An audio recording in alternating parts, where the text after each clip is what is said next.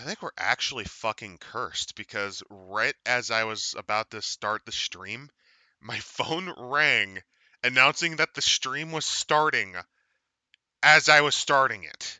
What the actual fuck? First, the PDF catches on fire, and then a recursive loop almost bricks my phone. What is this book? What the fuck is this book? The RuneQuest. Land of Doom.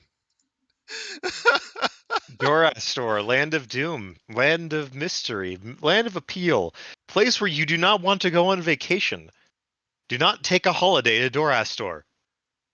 So There's somebody who's written a bunch of books called Holiday Doraster and released them on the Johnstown Compendium. I highly recommend them. They are a great little a way that if you want to, as a GM, can just make your players suffer. It's all in there. So the name's Adam. I'm Imset. And I'm Tech Priest, and I will be your guide into the cursed land of Dorastor, also known as downtown Detroit, circa 1999. Oh, I thought we were going to say Southside Chicago. No, Chirac was not. No, like the closest thing I can describe Dorastor to is like Gary, Indiana. Okay, that sounds about Yeah, right. yeah, that's good. I hope this doesn't blue screen my computer somehow. I usually disasters come in threes. Last time the PDF literally burned. This time recursive nonsense on my phone. Right. Oh god. Let's This show the book was cover, which already tells you exactly how bad the area is. No. No. So if you see on the cover here, while this may look at first like some sort of Arthurian painting, bear in mind on the left we have the Lunar Empire. For those of you not aware of RuneQuest, the Lunar Empire is okay with the concept of chaos, personified by what's on the right, Beastmen or Brew. They are literally children of the god who rapes. the goddess of rape, because Goddess she of was rape. raped, and now she wishes to spread that pain to the world. There's a few other things to note. The prominent symbol of chaos around the unicorn's neck and on the shields. That's Being that circle with the little horns. Yeah, this isn't good. Every aspect about this is not good. And they do make a note of it, the Treaty of the Seventh Wane. This is a stained glass composition of Ralzakark. The idealized scene depicts Razakar, King of the Brews and Lord of the Dorastor, and the young MLC Calyx, priestess of the Red Moon and envoy of the Lunar Trade Legation, including the negotiations for the Lunar Dorastan Trade Treaty of 1580, or 7th Wane, 10th year. This is one of a series of 14 stained glass windows commemorating the triumphs of the Empire in the 7th Wane. The Lunars have their own calendar, actually, like unique from everybody else's. It's based around the moon and the wanes, and it's complicated. We're not going to get into it because there could be an entire book, like an entire episode we do just on the Lunars. They're very complicated. The legally distinct Disney logo, the ideal symbol of chaos. No, that's just coincidental. That's unironically coincidental. Like, because this was written ages before then. This is 1993. This is during the Disney Renaissance when it was good. All right. And of course, this is after Eisner brought everything back from the shit show that was the Ron Card era. But speaking of all this, here's the next step here, which is the dedication. All these books have this dedication to them, to one of the gods of Glorantha. O blessed Nicelor, sire of wisdom and son of saintliness, make to shine the path to peace, that it may illuminate and glorify thy works, and shew the heathen out of error. Yeah, it's gonna be one of those fucking books. I think they meant show the heathen out of error, but shew, I guess. Why not? But No, yes, Doraster probably is a word. It probably is. But to look through this book on the table of contents, it already kind of gives you an idea of just like, oh, this is not good. Hellwood elves, Brews? You know things are great when brews are the second inhabitants listed here. Spider Then the people? spider folk of the Spiderwoods. Jacko bears, Kelmori, Jacko bears, slime brews. and worst of all, lunar merchants. Also chaos snakes. Yep. Oh, and don't forget the Octopi. Yep. Ogres. Oh, good. Ogres. My favorite. It's all ogre Razakar now. and his entourage. Kakodiemon, of course, the Chaos Gaggle. And a example of what you can do for the Riskland campaign for like, hey, you want to get your players here? Do you? You do not. You really do I not. I would have just, as soon as you pulled out the book, I'd just be like, alright, peace. 360 moonwalk out of the fucking building. The supplement is a Runequest Gloranthan source book with encounters and campaign elements Oh, for the goody. It chaos of. also includes Walktopie. That's fun. Yep. Special demons, the Slimestone thing. Yep. Hungry Jack. Oh, Hungry Jack's great. I like Hungry Jack. We'll have to talk about Oh, and Hungry Jack a little Cacodemon, bit. because, go fuck yourself and die. How is this place not completely degenerated in? Well, I mean, how It is has. this? Well, we do need to explain what Doraster was. Right, we have to Doraster talk was about to explain Dorastor. We have to go to the history of Dorastor, yeah. and to So explain why it's so goddamn fucking shit. Doraster was the center of the cosmopolitan culture in the first age of Glorantha, the golden empire of Nicelor and the Great Enlightenment. Nicelor, for those not aware, was illuminated.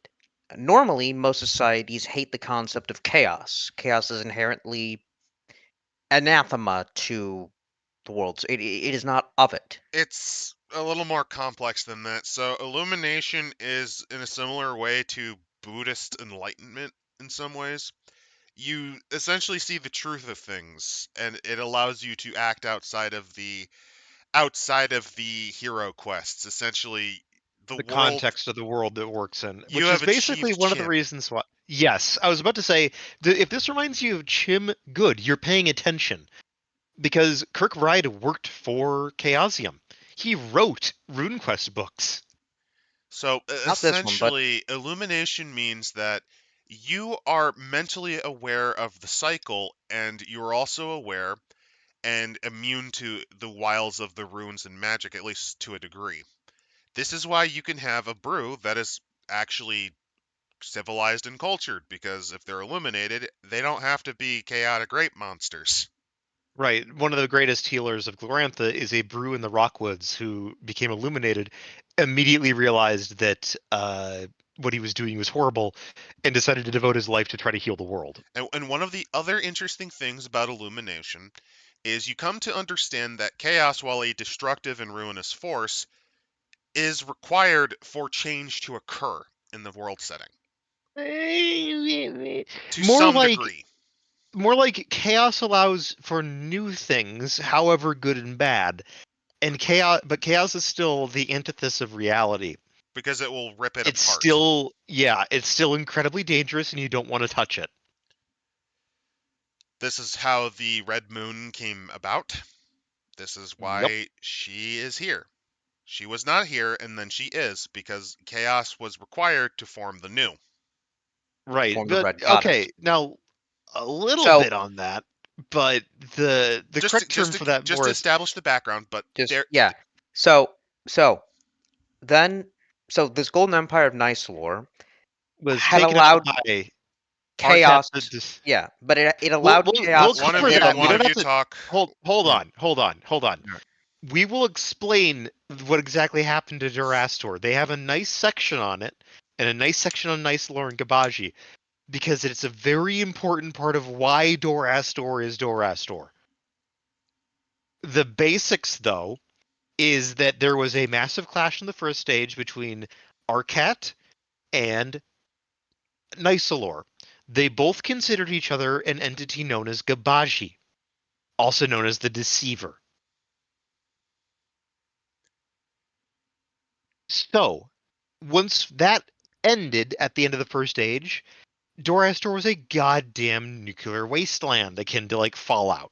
It was It was actually basically Fallout because you had rogue like spirits of horrible things roaming around, chaos monsters, a blasted wasteland where Mutants. very little would live. because of the amount of magic that was busted down. And it's not just your average magic. In RuneQuest, reality itself is magic. Runes are basically stitched in reality itself. This is magic that was used on such a scale that it permanently blasted the region into this, at least during this era. You know how God sent down destruction on Sodom and Gomorrah? Basically that.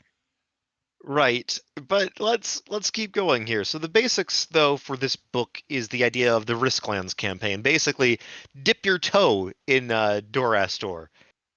There's this area called the Riskland, which is unpopulated, relatively chaos-free, and the Red Emperor is offering for worshippers of Orlanth to go there and settle down there.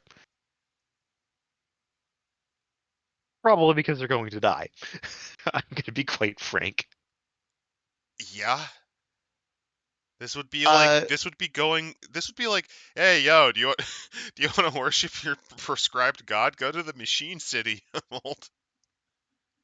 Yeah. Hey, hey, Neverine, you know how you're prescribed cult? Hey, there's this giant rock in the sky you can go to, and you should just stay there forever.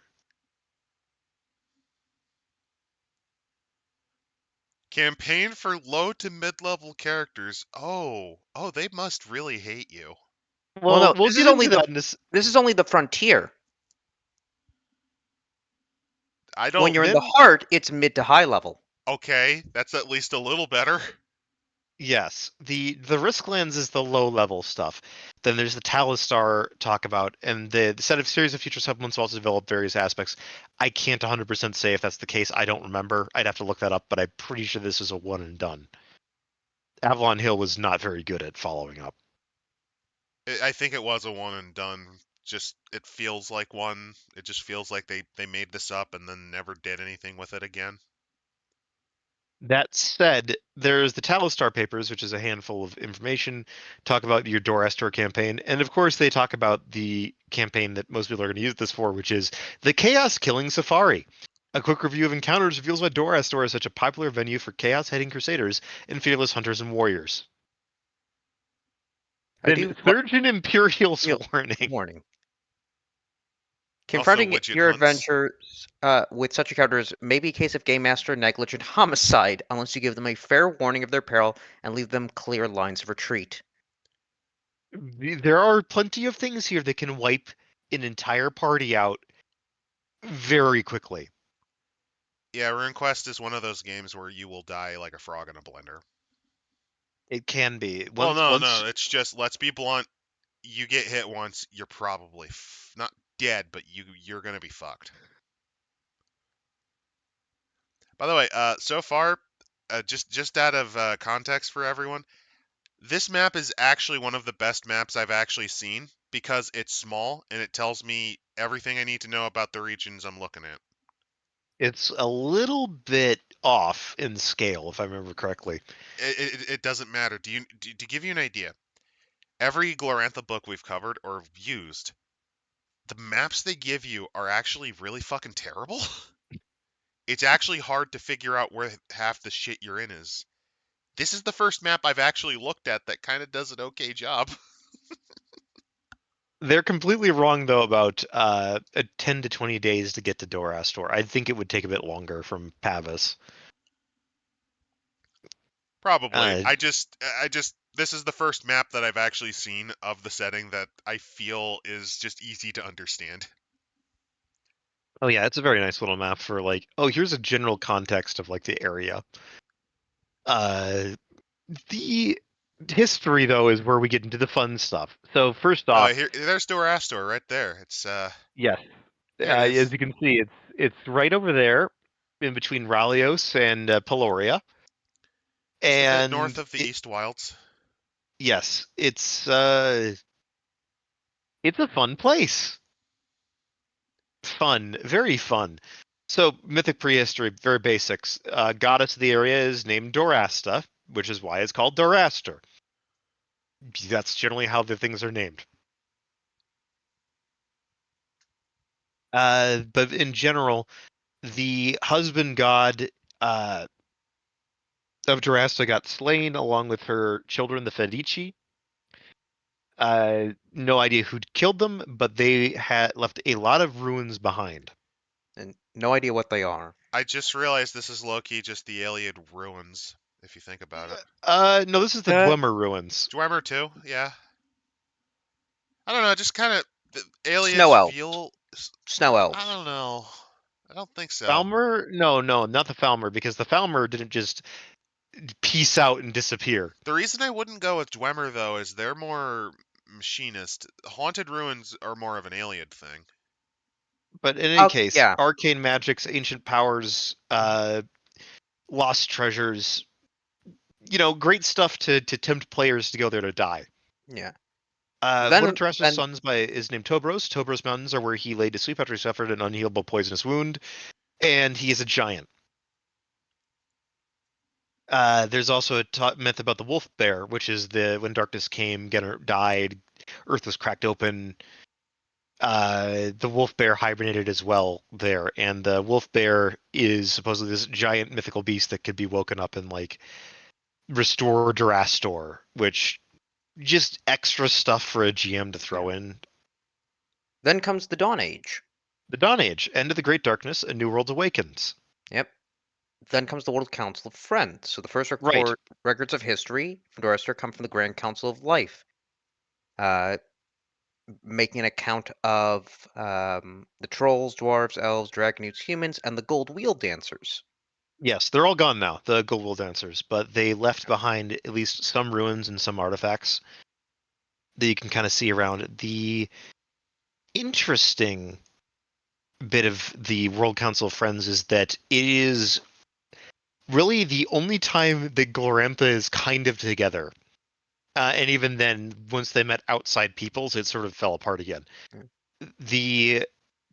In general, the World Council of Friends was based around the southern shores of Gennertala, around what's now Noshet and the entry to Dragon Pass.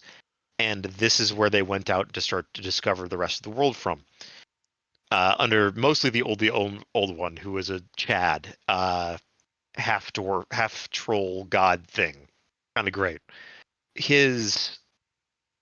They sent out missionaries to talk about their gods and the Lightbringers and all this sort of stuff and bring civilization to these peoples who are scattered across Glorantha. Because remember this, Glorantha is a post-apocalyptic setting. Kind of. Especially at that time. It is basically a post-apocalypse. Like, the apocalypse happened, and the survivors are the ones picking the pieces. Kalsmas the Settler moved to Doraster with a large following in 114 since time. Found in the Western Hills, found elves, found a bunch of other stuff, so on and so forth. Bunch of talking about like the dynasty. They found the most important thing is Isidros the Dancer. Isidros discovered the first Feldici ruins at Dokat and its three great wonders: singing wording markers, scrolls, which translated one language to another, and ice, which did not melt until placed in liquid. Then they found more things because they kind of figured out that this place is special. There's a lot of magical artifacts in this area around what's Dokat, Dorastor, around the Dawn Age. So they're trying to dig this sort of stuff up, and they have a lot of scholars that come in there, explore the wonders. Glinkus finally, though, is the one that arranges it into an actual nation. And then around ADST, though, is when the World Council encounters a northern people. These are the answers to the Penton nomads. There's a lot of shit that happens, and by about 100 years later, the violence kind of turns into like this. The second council basically put the original council at about. They absorb the relatively peaceful lowlanders of Darahapa, but then there's tensions growing between them and the Orlanthi over, well, the classical mythical cycle of like Orlanth versus Yelm. Which is true, but right now this is Mingus, son of Dingus, ruler of Genghis, destroying the Bingus. It Exactly. means nothing to me right now. It means nothing to you because So for most so people this means very little. yeah. This So is like let the ancient history. yeah. So there's continued conquest and The main thing though is when we hit the sun stop. This is where we get into the actual reason why we need to talk about this. The sun stop is what breaks the council. The second council had an idea, which is that if we can create a god, we can restore the God's Age. We can return things to the golden age as it was before chaos, where the gods are among us and it'll be great. However, the trolls and the dragon newts were both against this because the idea that a sun deity would be coming back, the trolls didn't like that. The dragon newts have their own reasons for being like, this is not really true. They don't like this. The Orlanthi leave because very similar relations. They're not exactly happy with what's going on, so they kind of split apart. Doraster, though, is ground zero because this is where the council had set itself up as its like main base. By the way, Squirrel So, Killer does agree that the aliens are probably the better choice out of the disappeared elves. whatever. yeah. Like you They, can they say don't that, maybe map on that much, but definitely when I'm reading through, they kind of seem like it. But right? But yeah, they try to here, create a So, god. What could so possibly go wrong? Here's what happens when you create a god. One Poetic account reads as such: there was a great dark spot rose in the sky upon the night. This huge blotch flickered with a smoky glow, creeping across the face of the sun, blotting it out, wreathing the world in chilling shadow. A cry of bleak terror pierced the world, and the dark sky web vanished, and the edge of the sun crept into view. The shadow disappeared, and the sun brightened, but to all it seemed paler and less certain in its bearing. And then there was a birth. Nicelor, the now white light. I have to stress this: the sunstop is an event which fundamentally changed the world. It should not have happened. Eventually, the grandmother spider, Arachnosaur, kind of fixed things, but after like the amount of time that the sun was stopped is completely unknown because how do you measure time is through days through the sun. This literally stopped time but didn't at the same time. That's why it's so fucked, which then also leads into the god it birthed, which is Nicelor, the white light, Osentalka, the perfect one, which then starts the golden empire. Nicelor was a remarkable god. Nicelor could do miracles. Remember, Dorastor was already a land of beauty and of beautiful things, and Dorastor is even more so. All tales say that he is amazingly powerful. No hero or spirit could match his power. He could appear as male or female, though he preferred male. Sometimes he would appear as a small child or as an infant, but usually as a youth of like perfect bearing. Like we're talking uh the the Giga Chad sort of style of thing. Like that's kind of how he looked. He was surrounded by aphorism and anecdotes and everything like that. And all of the sun worshippers, and even some of the Lightbringers, came to look at this guy like, okay, he looks like he's pretty good. I think we might have done it, guys. I think we did it. However, we have some problems. Nicelor is, by all appearances, amazing. He's great. Everything around him is illuminated. Wherever he's consoling, harmony flourishes and people come together. But where there is dark, where there is at the edge of light, is always darkness. Yep. Every light casts a shadow. And this is where we talk about the dark side of Nicelor, also sometimes called Gabaji. Because his followers were illuminated, because his followers were riddlers, telling riddles to try to do this, his followers abused their powers because it's for the greater good. And rather than stop them, remember, all he said was, at the edge of light is always darkness. he did nothing to stop what was coming. Effectively speaking, they don't go too deeply into it, but the Riddlers of Nicelore were causing massive plagues and then fixing them to convince people that Nicelore was good. I mean, there's other things, because one of the beautiful things about illumination is you can use all aspects of order, disorder, everything, right? Right. You can overcome that reluctance to use chaos or to be near chaos because it eliminates your fear of chaos, this natural revulsion, because you understand the place of chaos in the world, which can also lead to other motivations where it's like you in conflicts. So It's a bit of a a mess. horrible example could be you actually use the mutative effect, because chaos is a destructive force, but it also allows you to create the new. To create new wonders, which have unforeseen side effects because you only knew to build Sweet. them, not what would happen when it was done. Man-made horrors beyond my comprehension. For example, you use the power of chaos to make artificial regrowing teeth. That Exactly. What could go wrong? it culminates in it growing all over the body or forming some horrifying bone monster. There you go. That's an example of Right. something that In could any happen. case, they don't go too much into Nice Lore and Arcat. We're more accurately Arcat. That's not really the purpose of this. It's The not the basics of Arcat focus, it's just, is that yeah. because I need to explain this so you get some idea. Arcat was supposedly born at the same time as Nicelor. They were both born during the Sunstop. Where Nicelor was born in Dorastor among these people of the light. Arcat was born among the Brithini, the cultures of the West, the followers of Malchione, and he became a warrior in the Malchione society.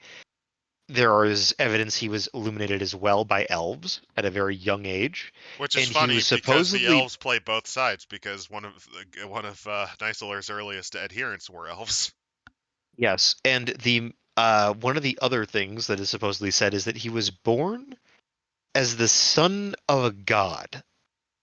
Not the most unusual thing in Brithini lands, because gods are just merely powerful spirits or emanations of the runes.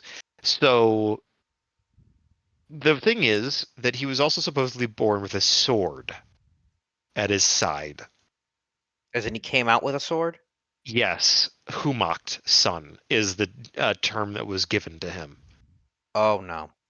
And if you understand Gloranthan mythology, you can understand what is going to happen when For Arcat those not aware, decides. Pumoct, I believe, is a god of death. The Not god of believe, he death and war. is. He He is. is death. He is He is the death. holder of the rune of death. He is the emphasis of death. The death rune is a sword. He It severs life from the body. he also one of my I don't know if this was an actual hero quest, but one of my favorite ones is the severing of all ties to the mortal realm Oh, so he that did he that, can wield yes. death. He did that. He basically realized the power that he was holding and immediately started cutting his ties to almost everyone in his life. Because he understood, because death got into the hands of so many people and did so much damage that Thanks, we need to Yermold. control this. Yermold Yeah. basically brought mortality to all races.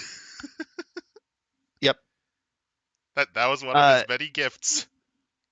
right. But we can get on. But basically put, he finds out about what's going on and he sees Nicelor and he thinks that this is not a god the way people think about. He is a deceiver. An He is antichrist. Gabaji. So he raises an army and he fights and he gets killed.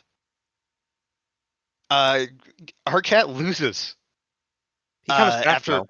oh yeah, he gets resurrected by Harmas Barefoot, one of the great Orlanthe heroes, who we won't really cover here that much. But effectively speaking, he's brought back to life, and he then starts adopting uh, Orlanthe traditions, becoming a worshiper of Humacht and Orlanth. And then as he gets older, he becomes a troll. He embraces Zarak-Saran and other troll gods as the antithesis of light. He needs darkness. And he becomes Arcat the Destroyer. He was already Arcat the Destroyer. Now he really is. In any case, Arcat. And so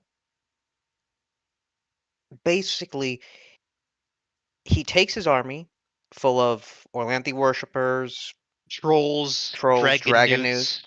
Because and one of the lays. fun things about dragon newts is that dragon newts have this fun thing about them. They can't actually stay dead. Oh, So They eventually come they back, yeah. they eventually come back. So they are ever reincarnating shock troops that would be thrown against the enemy. Because why would they fear death? Death is merely another step in their cycle to become true dragons. In any case, Arcat himself eventually comes to Doraster, and there is a massive climactic struggle between him and Nicelor, where to the point of why it's so destructive. We outright have no written records from the last days of the Bright Empire. Well, Arcat. it's even more fucked up than that because because the book I've been skimming through, they actually really highlight that the term Kabaji can apply to either for one really good reason. Yes, Nicelor's teachings are very I don't give a shit. Yes, that's why the outer reaches were covered in darkness. He literally justified it with one of his sermons. Arkat's war ultimately drives the Golden Empire into becoming the dark aspects of his rituals in totality by the end of it. To try Just to to survive. survive. Yeah. Yes. But at the So, same time, this is one of those things that it's a great lesson about the dangers of illumination. Because remember, both Arcat and Nicelor were Illuminates. The biggest difference between the two, arguably, is that Arcat decided to take a hard stance against the idea that we will use chaos. We will touch the poo poo, basically. And that's one of his big differences is this idea behind the Arcadi philosophy that like you cannot damage the world. chaos will only lead to further dissolution. That is Arkat's thing. Another thing about Arcat is he is much more willing to play the hero quest and play to the nature of the world than Nicelor is. Oh yeah, no. Arcat's the one that pioneers the idea of hero questing as after Harmas resurrects him, because Arcat's the one that walks so many paths in the hero realm to gather enough power to fight a god. Remember this: he was a threat to Nicelor before he became what he became. He was already an incredibly powerful combatant and warrior with an army of motivated people behind him before his first death. The It when he required came them to recruit non-humans. Essentially, Nicelor, I think, made a deal with like monsters like fucking Brew for well, this. no, a lot of it was that Nicelor was relying on a very. Either that or his elves. I don't know. He had a lot of non-human He had a subjects. lot of elves, but like the reason why is solar worship. But anyway, point being, massive destruction, massive casualties, and only one person walked out of the Tower of Miracle, the tower, and it was a rehuman Arcat. There is a lot of speculation over who actually walked out. It was claiming to be Arcat, but it was human now, not a troll anymore. And he went down to have a relatively peaceful life in Rallios, where he taught people a bunch of very basic things of like, don't trust fucking shit. Like this whole like getting into savior complexes and shit. That's fucking bad. Don't do that. Like you don't hero quest without respect for what you're dealing with.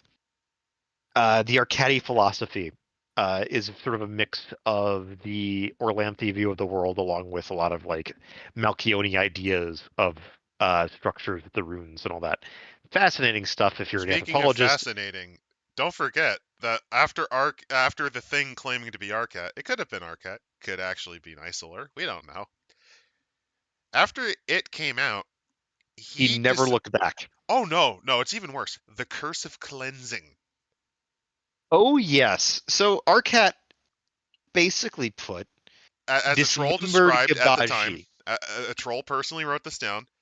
At Arkat's bidding, the very mountains groaned and rolled over, and in the great heat of battle the earth melted in spots, and in other spots her flesh crept away from the horrid fighting it witnessed. So the terrain was changed forever upon what it used to be, and not a single building from the old age was left standing. Neither dead to be buried, nor spirits to haunt, nor undead to shamble, nor life of any kind, nor borning, nor hibernating shall walk. Yeah.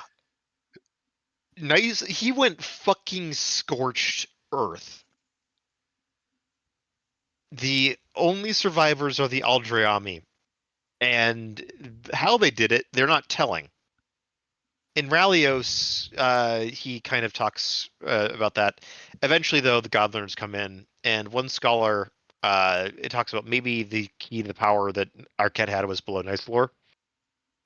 They'd never returned from Doraster looking for that. In occasionally, there are people that would visit Doraster or fly over it for various reasons.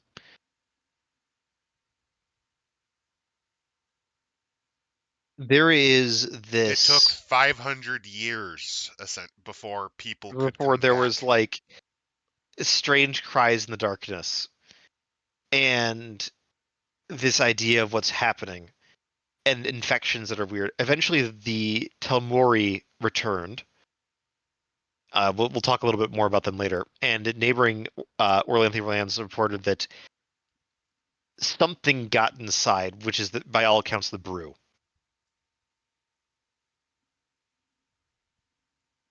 A creature by the name of Razelkark. Yes. Around 1100 100 Blue Raiders are first reported in Talistar. Army of Brews under Hiernon Ragnaglar or Ralzakark. Erupts out of Dorastor, raiding everything around them. Eventually, there is a big battle in 1107 at the Battle of the Oxbow that drove them back into Dorastor. And then by the Third Age, though, it gets some stuff going on. First is the Mad Sultanate. The Mad Sultanate was a band of people that had tried to attack the Lunar Empire and the Red Goddess. The Red Goddess summons the Crimson Bat, and it turned them all fucking insane Oh and yeah, they immortal. became chaos Weird. worshippers. And so they suddenly are moving around Peloria and laying waste, which is where we get into the whole stuff about the Mad Sultan, which we'll talk about in a little bit about Talistar. But in general, By the way, the the Mad Third Sultan Age, allegedly still lives. yes, he apparently is still alive. This is in setting like 1619 or so. He's over 400 years old. There is then the Moonburn happened on the Restelves. They were not happy about that. And they are also now known as the Hellwood Elves. And they hate everything that isn't an elf. There are worse things that keep coming out of Dorastor until about 1580, where there's finally an establishment of a lunar trade mission to uh, Razelkark. I cannot stress how much of a shitty idea this is, but the Lunars be Lunars, and they do this sort of shit. In any case, Talistar. The dark irony is that Razelkark at least kept the oath better than the fucking necromancer with his with his horde of slave women. Yeah,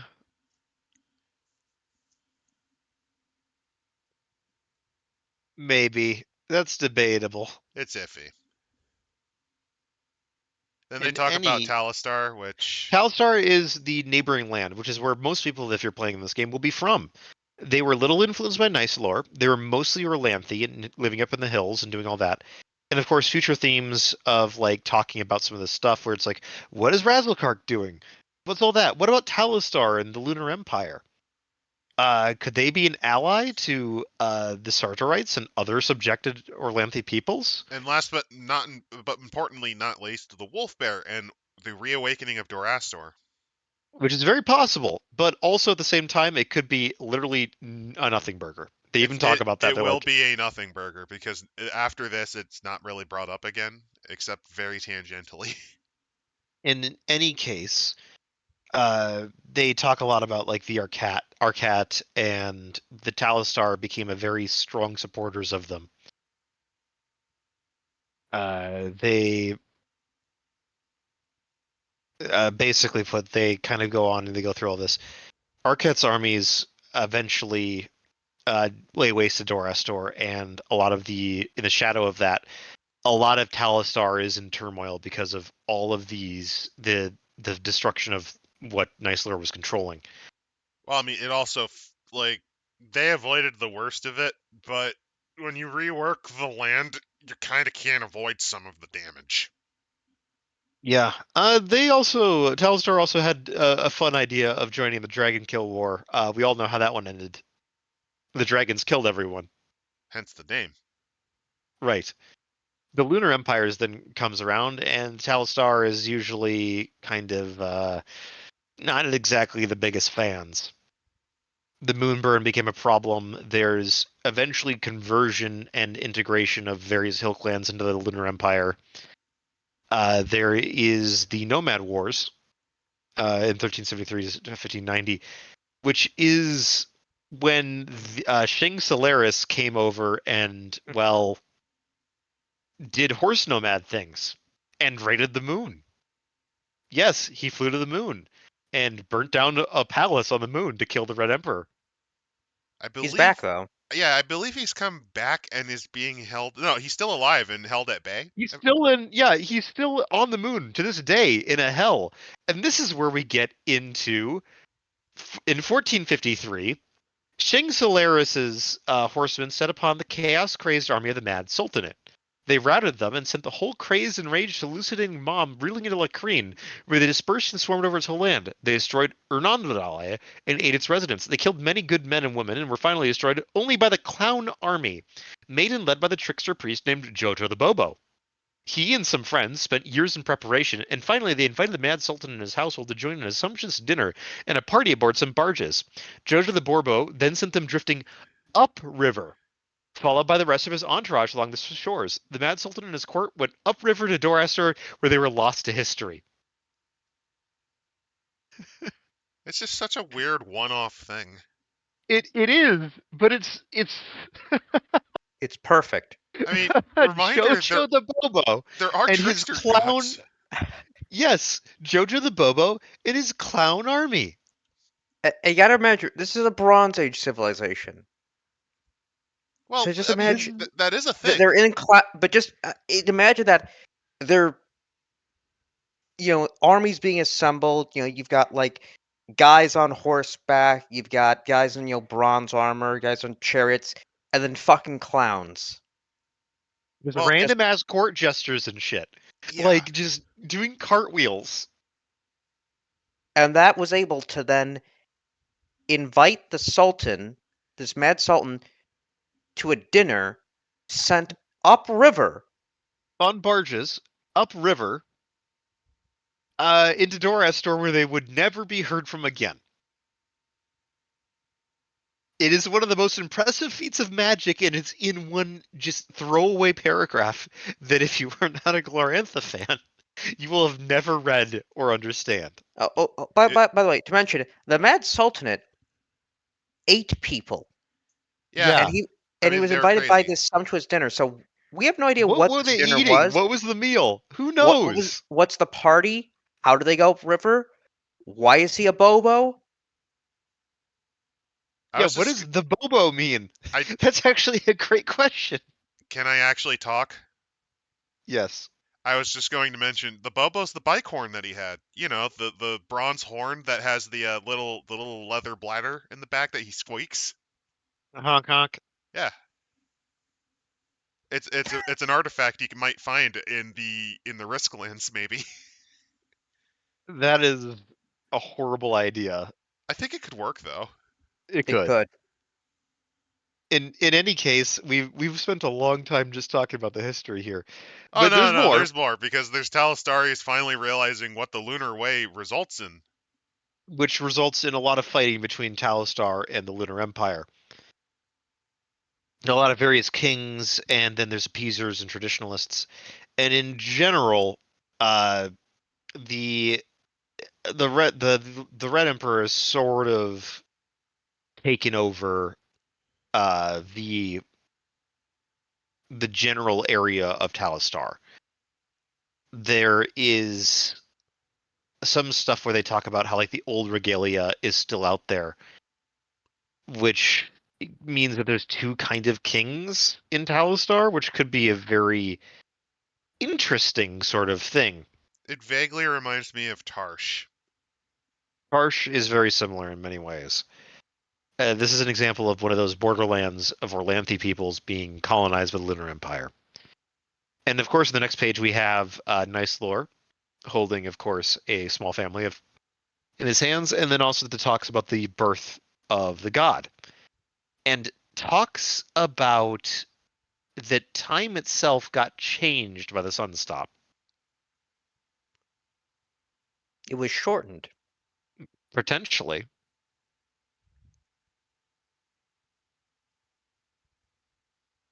Zathibur, the Great Sorcerer, also talks about that sort of stuff.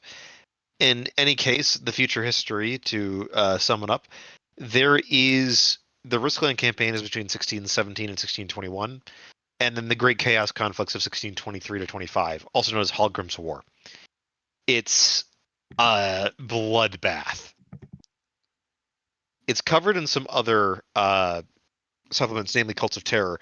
They don't actually release a Gods of Doraster book, I can tell you that much. In general, though, both are Bright Eye, King Talistar, and then Ketel Kingslayer, Holy Man, along with Hallgrim Doomsword and his brother Adi the King, lead an army to Doraster to confront who they believe to be Razelkark. Razelkark is killed, but was not Razelkark. Bolthor proves to have been a traitor, and is slain by Hallgrim's sword Ironbreaker. However, Ironbreaker has an oath and a spirit in it, and Hallgrim himself is thus killed by his sword. Kills most of the army, kills a bunch of other people, and only Adi the Keen and Kettle Kingslayer survive. It's kind of a mess. Yeah, this is an area that gets kind of neglected Yes. for good reason. Well, It's it's the time of the hero wars. yeah, the Hero Wars is around They this quite is what they're literally, talking about here. quite literally, Glorantha's ultimate showdown of ultimate destiny. Yes, because a lot of shit is going to go nuts once the Dragon Rise happens, and this is happening concurrently with the Dragon Rise as the Hallgrim's War. A Ripiontor report, which is the lunar knowledge god, talking about the elves and what's going on, along with Carmanian expeditions. And then And a public notice to all Storm Bulls. this one's great. I Storm love this. Bulls, do not be deceived. There is only one sure way to know chaos. Appearance is not a guide, beauty may hide chaos, and ugly deformity conceal virtue.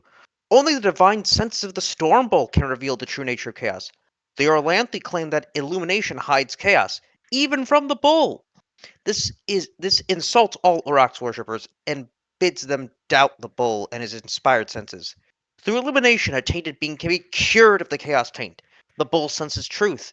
Even twisted forms may be delivered from the taint. The evidence is clear. Do not be deceived. Trust the senses given to you by the bull. Nice, By the way, nice this lunar is propaganda. entirely lunar propaganda. The following cover letter and 3 copies of the accompanying broadside were the possession of a courier slain by hill country bandits. The bandits have kept the documents, but are illiterate and do not know what the documents say. From Felinius Monast, Assistant to the Deputy Director, Office of Provincial Overseer, Thubana, to all provincial administrative chiefs. Enclosed, find copies of a public notice. Keep 1 copy and post the rest in your district. In fully pacified districts, post in prominent places. Produce additional copies as required. If the originals are destroyed by weathering or vandalism, repost copies. These notices are imperial property, and a fine of 10 imperials or equivalent goods or labor may be leveled upon those who deface or destroy them. In sensitive and unpacified districts, use agents to disseminate this information as rumor rather than as public postings. Since most provincials are illiterate, dissemination through rumors through routine channels may be most effective. Use your discretion. All praise the conquering moon. Signed, Felinius Monast. We're That's only cute. 20. We're almost an hour in, and we've only gotten through 20 pages. Well, let's continue on.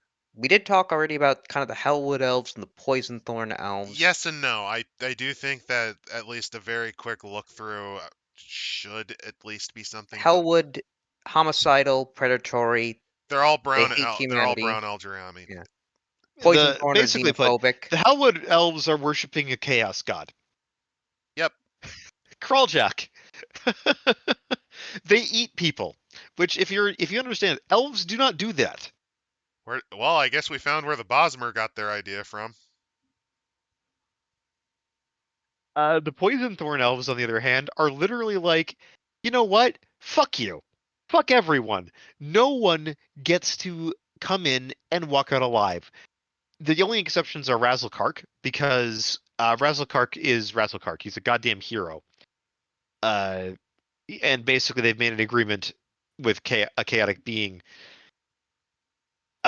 There's also some stuff where it's like, if you walk off the road that's going through the Poison Thorn Woods on the trade expedition, they just kill you.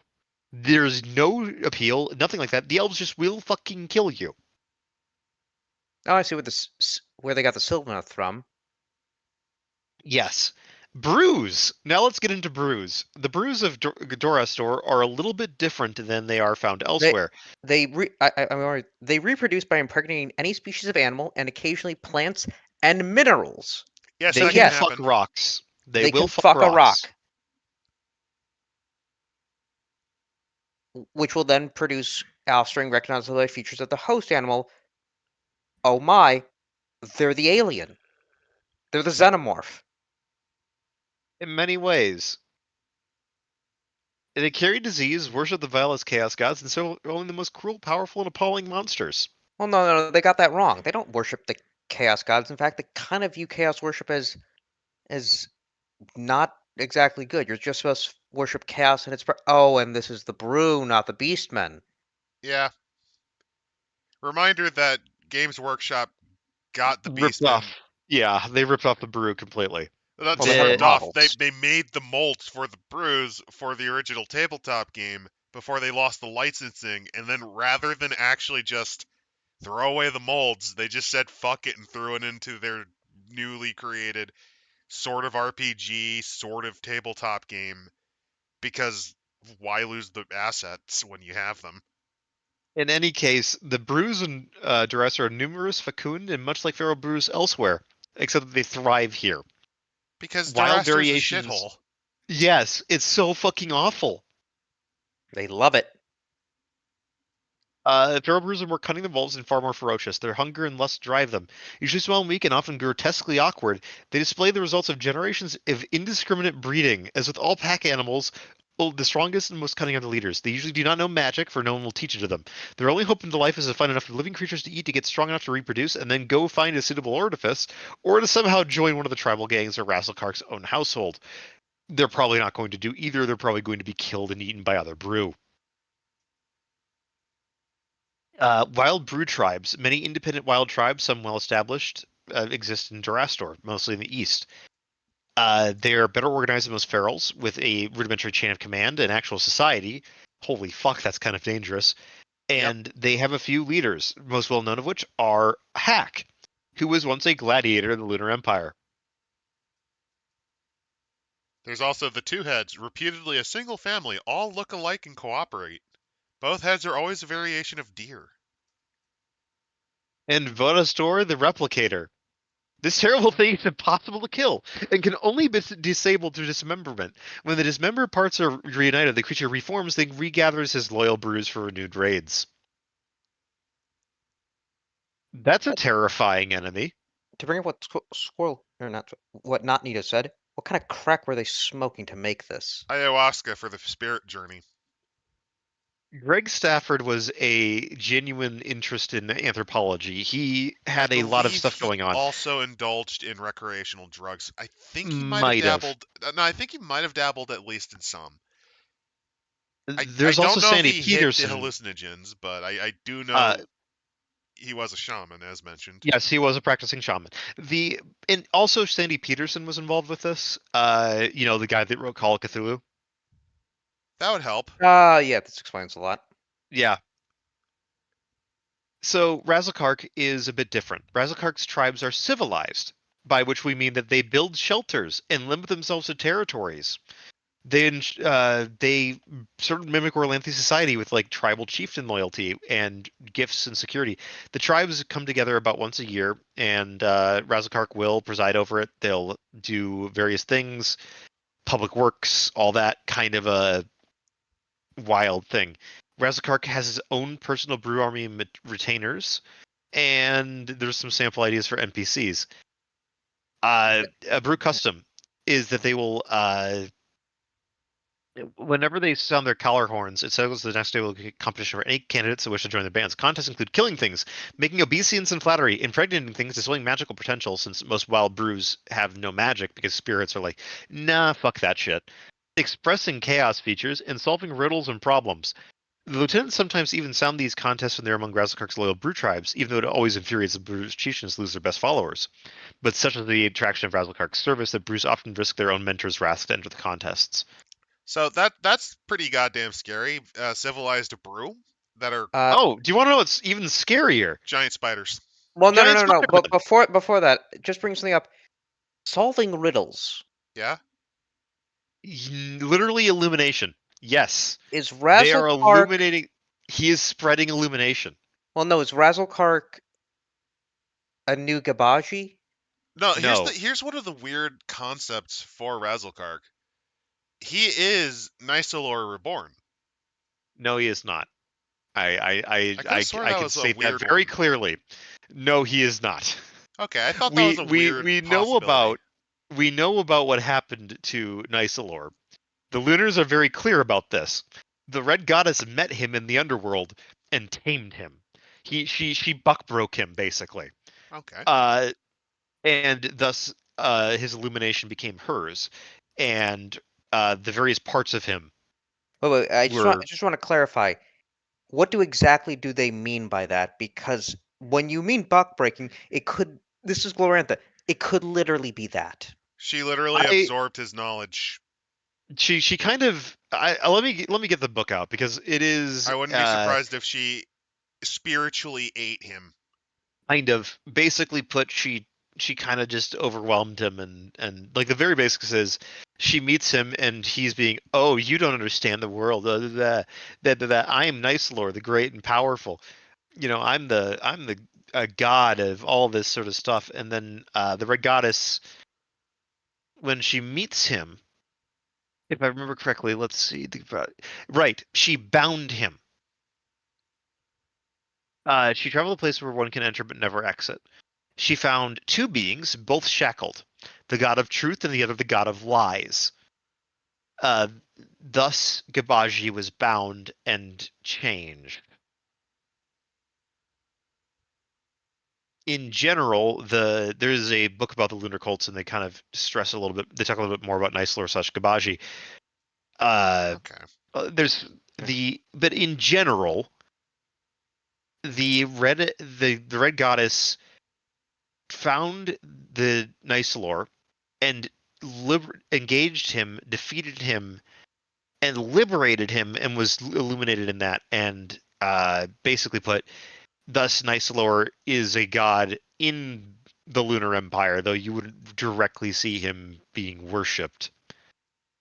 Okay. Okay. So what is there's even Razalkark? shrines. I just cooked that idea since I don't know the setting as well. I just thought it would yeah. be a weird fucking idea that he's here's the wild thing though.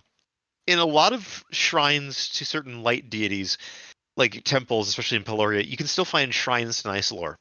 Not many people will worship at them, but it's a bit of a memory of, like, you know, he was kind of the god we wanted. You know, he was. I mean, he had a long-lasting golden empire, which. Yeah, he had a golden empire. He tried to do a bunch of great stuff for us. Well, not only that, but think about it like this: the golden empire lasted almost 500 years. Yeah, and also occasionally with elves. He's not 500, like 400. Still a long time, especially post time. Yeah, so he's. But anyway, giant spiders. We have a giant spider civilization. Yes, I love these guys. They're great. They have web artifacts. Yes, they web literally tapestries, and they make don't have time. tapestries. They don't understand time in the same way. They're, according, basically put, they've been here since before Arachne Solara, the sun spider, and were not mentioned in First Age documents. They do not count days or events as humans, and confirming their antiquity is impossible. They recall the Day of Ash, which is obviously when uh, Arcat's Arcat curse. Arcats did all that shit. They could have be one of the things that Arcat, when he did all the changing, brought from wherever they're actually from. There's a lot of stuff you could say about them. In any case, they have these giant tall redwood trees where they live with their families. They have a typical brood flea usually has one mature breeder, 2 to 5 juvenile females, and 3d10 males. They have a bunch of passion spirits, which attack a non-spider, which touches the bottom 10 meters of the trunk.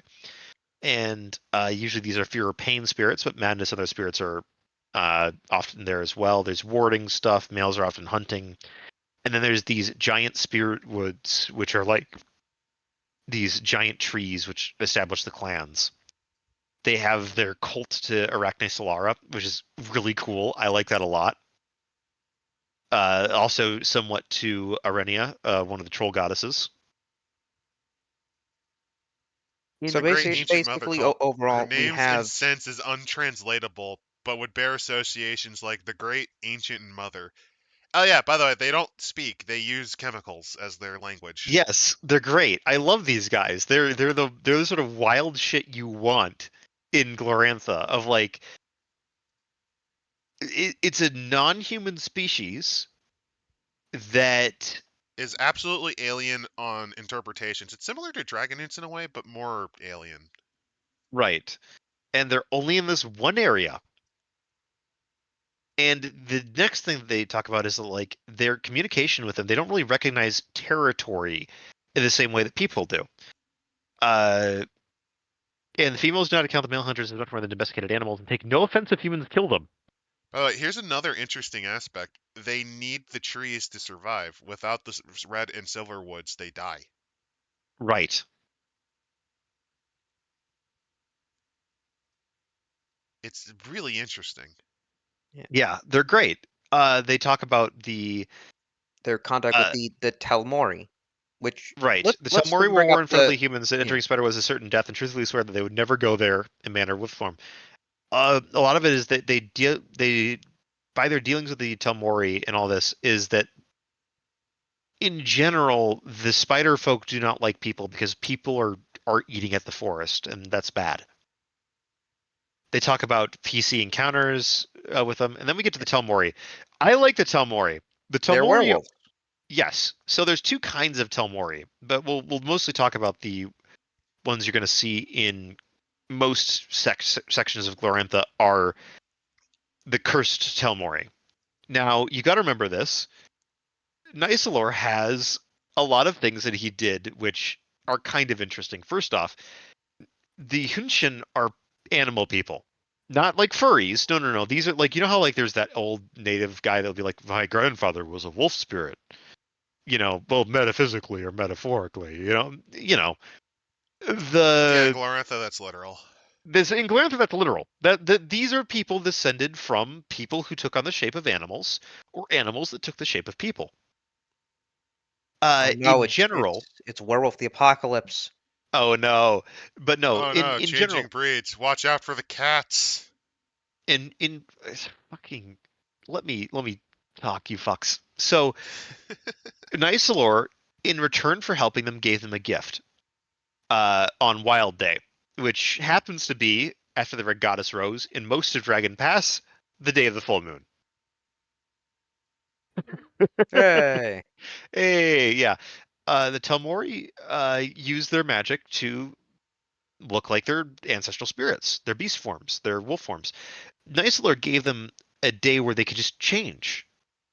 And the advantage of this is that this was a powerful war form in an age where they're fighting always. This is really great. This is an amazing gift. However, the Telmori were crushed in 470. those that fled into Frenella were defeated and cursed again. This curse then showed the true nature of Nicelor's blessing, which was, well, how do you change? It's chaos. They're tainted by chaos, and now instead of it being a gift where they can change if they want to, they are forced to change every wild night. Eventually, they moved into Dragon Pass. There's others that returned to Doraster at some point.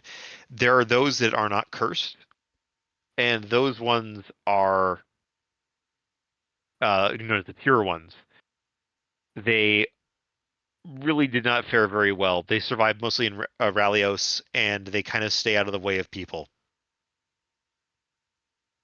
Almost all Gloranthans know that the Telmoria are cursed, and the pure ones generally try to stay away from the cursed ones as much as possible, out of like their, well, they'd rather not get genocided. The However, Telmori are yeah, terrifying, though. the agents of Razzle Kark have gained service of many Telmori clans as mercenaries. So Yes, great, now they have skin wolves along with their beastmen. Well, it's yes, because they're treated like crap.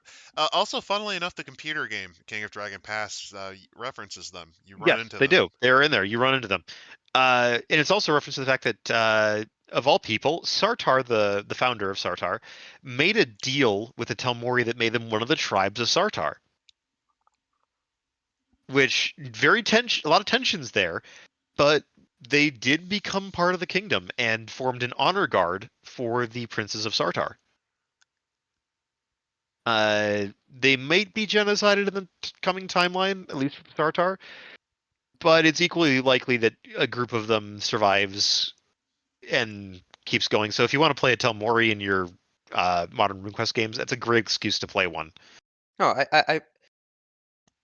I've skipped ahead a bit, and Wait, so I can play a werewolf, but not a duck? yeah, Well, you can play ducks too, but you don't have but rules for ducks in this book. I have Unfortunate. I was not wrong when I said that this was like Werewolf the Apocalypse. Oh yeah, It is known that humans and wolves mate, often develop long-term relationships. When Telmori address their animals as brother, sister, or even wife, they are probably speaking literally.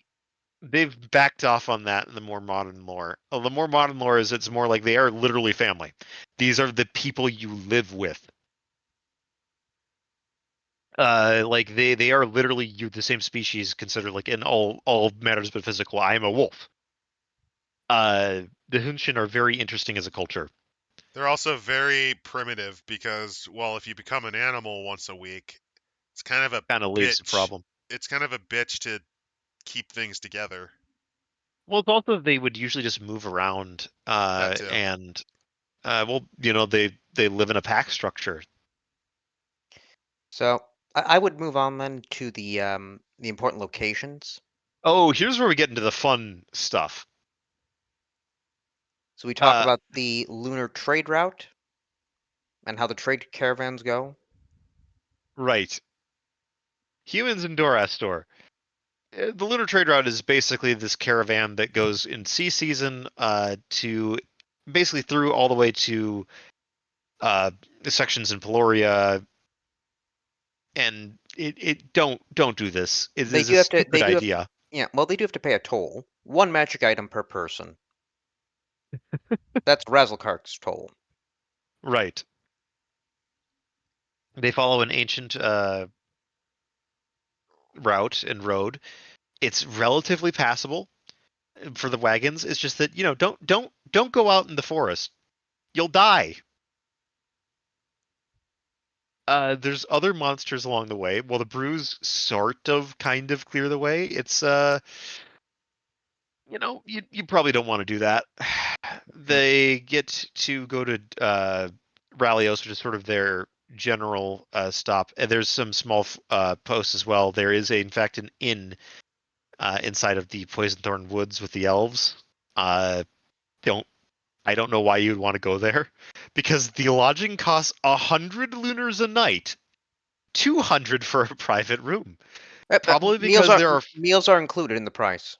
but also probably because there are 40 mercenaries. omniscience of Yamalio, including one of a light sun, light priest, 3 light suns, 4 light priests.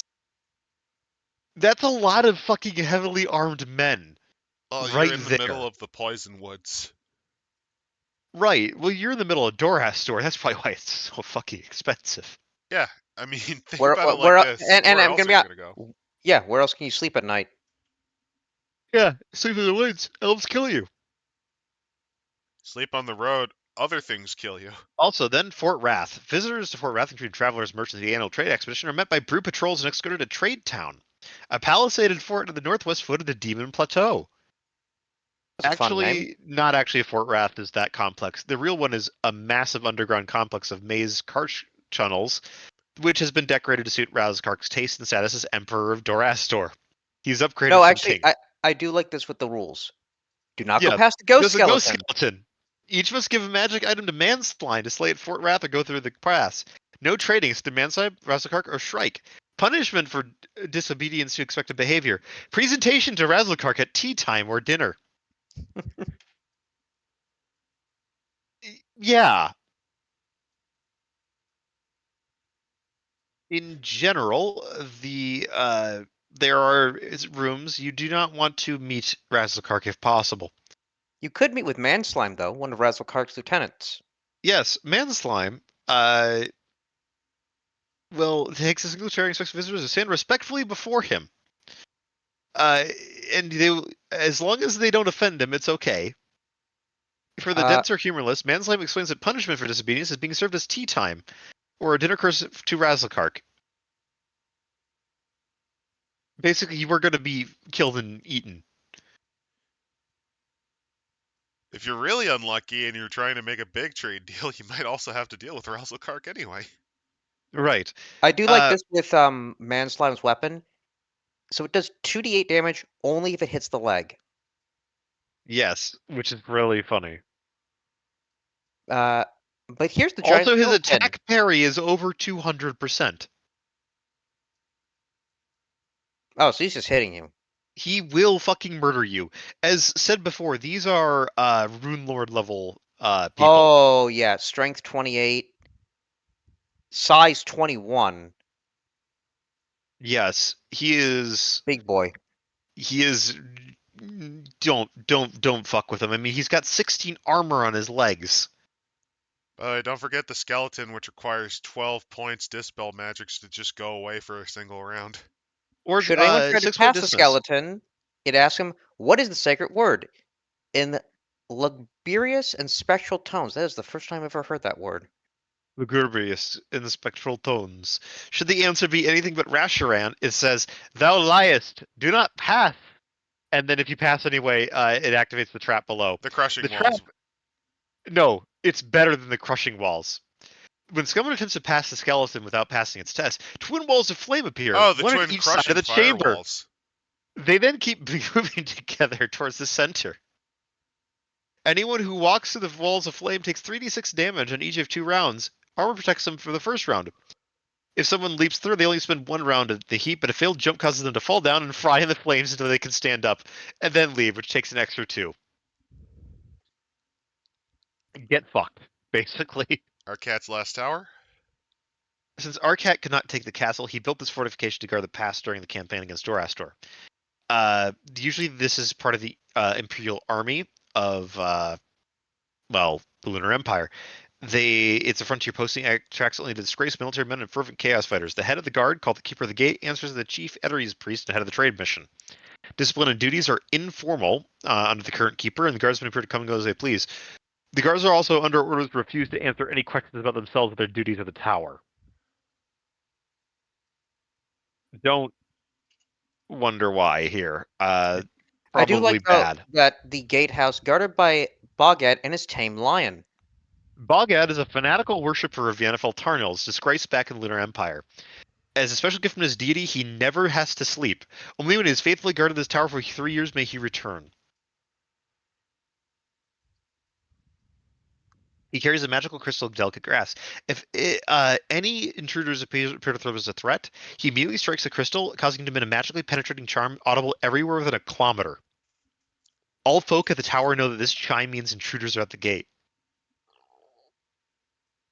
He never sleeps, never eats, and never drinks.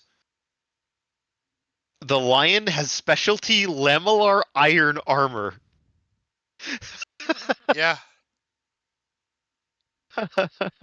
13 armor. I do find it funny with his weapons. He's he's right-handed. He is better Yes. hit on right. Usually you don't see that in games where it's like, Oh yeah, no, like yeah. Runequest, the older versions kind of wild ass rules. Anyway, the And then Eteries we have mission yeah, is there. There is the treasure, which includes like the chief priest, not quite as lethal, but hey, the Doraster there's shrine, shrine, piece of the the old unbreakable oh, sword, and portions of Nicelor's body. Here's why I said he's not reincarnated. Raslikark is not the same. No, that's fair. I yeah. didn't know. I just kind of cooked an idea based on what I knew at the time. Oh, oh, the local priest of Doraster always presents the name of Virope. She's currently training her replacement, Kierna. Kierna is a virgin, however, and cannot become predestined until she has born a child, so she seeks a suitable year husband for this task. Yes, that's a common Orlanthe thing. Basically, just marry for a year. No.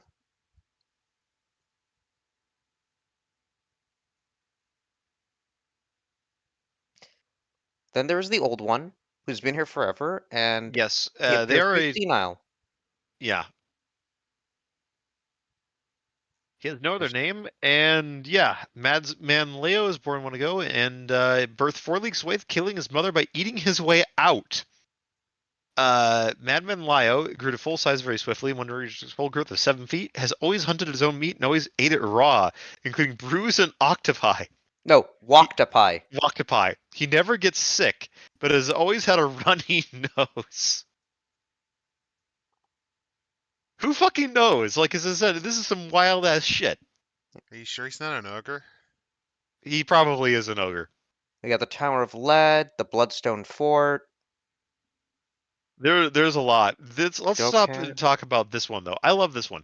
The town of Neverdead, also known as the legendary Zombie Zoo, stands on the banks of the Hellwasp in Hellwood. The following description is taken from a journal found on a corpse display along the trade route. The village is like a normal one, except that the houses, streets, and fields are covered with only great fruited trees and conifers, permitting only scattered beams of sun to reach the ground. The naked but well-preserved corpses walk the streets and cultivate the land. Dead dogs caper after their masters, and dead oxen plow the fields. The Krajalki take the crops so painstakingly tended to and harvested by the zombie farmers. In the forest nearby stands a vine-covered giant humanoid skeleton, or statue of a skeleton, over 10 meters tall that I discovered was magical. I just look at that image there. That image of like people like stumbling on this, like what the fuck? Big, ugly, rude, and disgusting things that swarm in Doraster.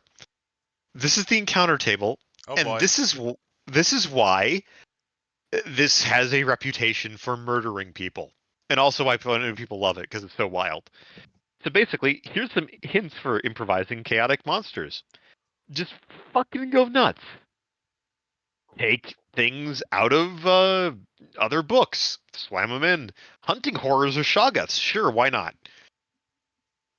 Take things bound in the ocean and give it legs. Make a non-chaotic being chaotic by adding suitable features like Allosauruses. Do you want the Allosaurus brew? Do you want the Brewiosaurus Rex? Make the Brewiosaurus Rex. I give to you the inside out T-Rex. Exactly. Or alternatively, the teeth that chatter. Basically, imagine an organic version of those walking teeth that Yes. just Grab one of those other but large crazy, sized. awful monsters. They, Far they from then Doraster, they just get there. Doesn't matter. Fucking do it. they then give us encounter chances. You just run into a pair of eyes that just float. You have a What do they do? 90% chance in the Demon Plateau to Encounter these encounter things. something. And if you've encountered something in the Demon Plateau, you have a 10% chance again. So you have a 100% chance. So basically, don't go on the Demon Plateau. Don't. There's a bunch of other things. They even talk about insects, where there's like giant insects and Better The or insects, worse than the zombie whale? It depends on what you want to cook. like, yeah, this is a fun, and I use air quotes, fun book because just fuck it. You're on the road, 20% chance you encounter something awful. Yeah, I also like how for the Demon Plateau, they have the highest chance of running into something just really fucking weird. Oh yeah, there is all of this weird shit in Doraster. That's part of why I like it so much. Is it's like it's so wild. For example, even the plants are different. Like there's these fertile soil that's supernatural and chaotic. So you can get some wild ass plants, like a vine producing pulpy translucent grapes that burst open when disturbed, covering it with flaming oil, or a tree trunk that looks like a pumpkin with like little leaves on it. Gigantic briars 15 meters tall, and then 1 foot tall trees that are fully mature. Okay, I have an idea for a Doroaster tree. Okay, think about it like this. It is a tree who has barbs that are much like the claws of a lion, to the point where it actually looks like keratin. And to fertilize, it has these large pumpkin-sized fruits that are rock hard, fall, and explode like a Yeah, shrapnel that's grenade. Yeah. that's pretty. That's Doraster. Yeah, By the way, that's actually a real fucking plant. Ugog. Yes. There's a There. real plant that the fruit actually explodes like a fucking hand grenade. Yes. Also, there are a bunch of brew gangs given as an example. The Saurian brews, who are all hybridized with some sort of armored dinosaur, and have some sort of connection with a Stegosaurus. A what? Yeah, they list a bunch of examples for adventurers too, So, basilisks as well. Yeah. But yeah, Stegosaurus, bro. Yeah. There's Triceratops brew, rhino head brew, Yeah, it can happen. Stegosaur brew. Uh, the yeah. slime brood. The slime brews. Greatly mutated brews who are too warped and alien to be able to talk or reason with a group of adventurers. Their only interaction with the normal world is that of destruction. They know sorcery and use it, usually to keep their MP at twice their POW. The leader is the slime shaman. Others are Rottenness, Twist Tooth, Gnarl, Grope, Grasp, and Gutlock. Slime brews Wait. possessing counter magic. If they're slimes, how can they impregnate? Don't ask questions you don't want answered. They're just called that because they're really sweaty. Actually, yes. Oh, There's one of my favorites though is Grasp, who is one of the slime brew. They also have a picture of all of them. they do. Oh, Yeah, see? I like the one that's like a turtle. That's a snail. Yep. That's a snail. Oh, it's snail. Grasp is an interesting one in that his where his left arm should be, there is an extra head. Yeah. It be like that sometimes. It do be like that sometimes. One of them has the remarkable and disgusting ability to shoot their own intestines one at a time out of their mouth to entangle and foul up an opponent in melee, which is Really makes you. It really really reminds you how disgusting. much Warhammer ripped from this. Oh no, Warhammer didn't. Oh no. Warhammer was not inventive enough. Well, maybe Also, first They've edition played did. around with At stuff like the that, same time, yeah. though, remember, if you're illuminated, show the image of the creatures again. If you're man, that's just illuminated, normal. that's normal to you. Oh no, even Illuminated can recognize. Chaos. They're just not. They just don't feel the fear. Also, there's brew bats. What are brew bats? Harpies that have interbred with brews. Oh, come on. Oh yeah, Oh, and they were bred flying from brews. fish. They They were fly bred. now. They were bred on purpose. Yes, they were. Chaos snakes are a remnant of the gods' So wait, war. When hold many on. Wait, creatures if they were bred with Yeah, harpies are a thing. don't They ask get, questions you they don't want fuck answered. anything. Who cares? Let's move on. Chaos spirits, chaos snakes, which are gigantic rainbow snakes, or weapon snakes, Yep. or fang snakes, slime snakes, which spread slime, a They're spit great. snake. They're great. Oh, Uh, I just realized, because of how they describe chaos snakes, you know what you could just do if you ever run like a virtual tabletop for them? Have one of them just be a giant fucking hagfish Basically, yeah. There's or a bobbit uh worm. other things like the chon, which I don't even know what the fuck they are, but they sound terrifying. Let's And there's see. chaos spirits, Chaos spirits, which cockatrices. which here's an example of one. Whatever the fuck that thing is. Yeah, don't ask questions. Basically, that's my advice. Ghost dirt, though. Ghost dirt is actually a name of a region with tainted soil. The soil can attack you in spirit combat. Yep. They don't actually explain what a So chon is, so I don't know, man. I don't know if I want to know. But yeah, the dirt itself can kill you in Doraster. You just step on the wrong patch of dirt, and for 3d6 rounds, you are being attacked in a spirit thing. Think of it as a sort of magical epileptic fit. I'm just envisioning. No, But no, no. I like the stats being the size of the dirt. Yes, I kind of am envisioning. which include up to a square kilometer of this dirt that Well, will just kill you. I was just gonna, as a joke, say, imagine this is the first session and one of the party member gets killed by dirt. Exactly. Then undead ghouls, because why not? Also, The slime deer are a Glargs. thing. They just kind of casually say, "Oh yeah, they're slime deer." Yeah.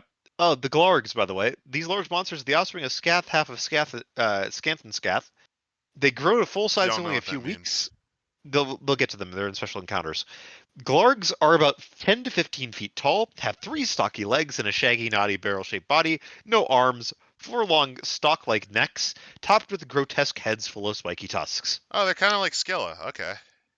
Then there's Gorp. Gorp are, yeah. They bud from a gigantic gorp known as the Slimestone Gorp.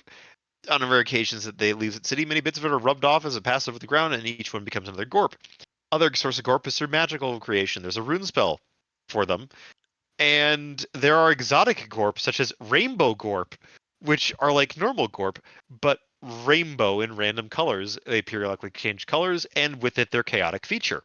And you They want to have know a how? list of this, And you want to know how chaotic it is? In the blue stage, it just turns into dust.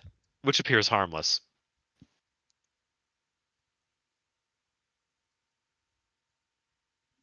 And by the way, each round they are injured or otherwise in distress, their color then will change immediately. These changes are in reaction and are random.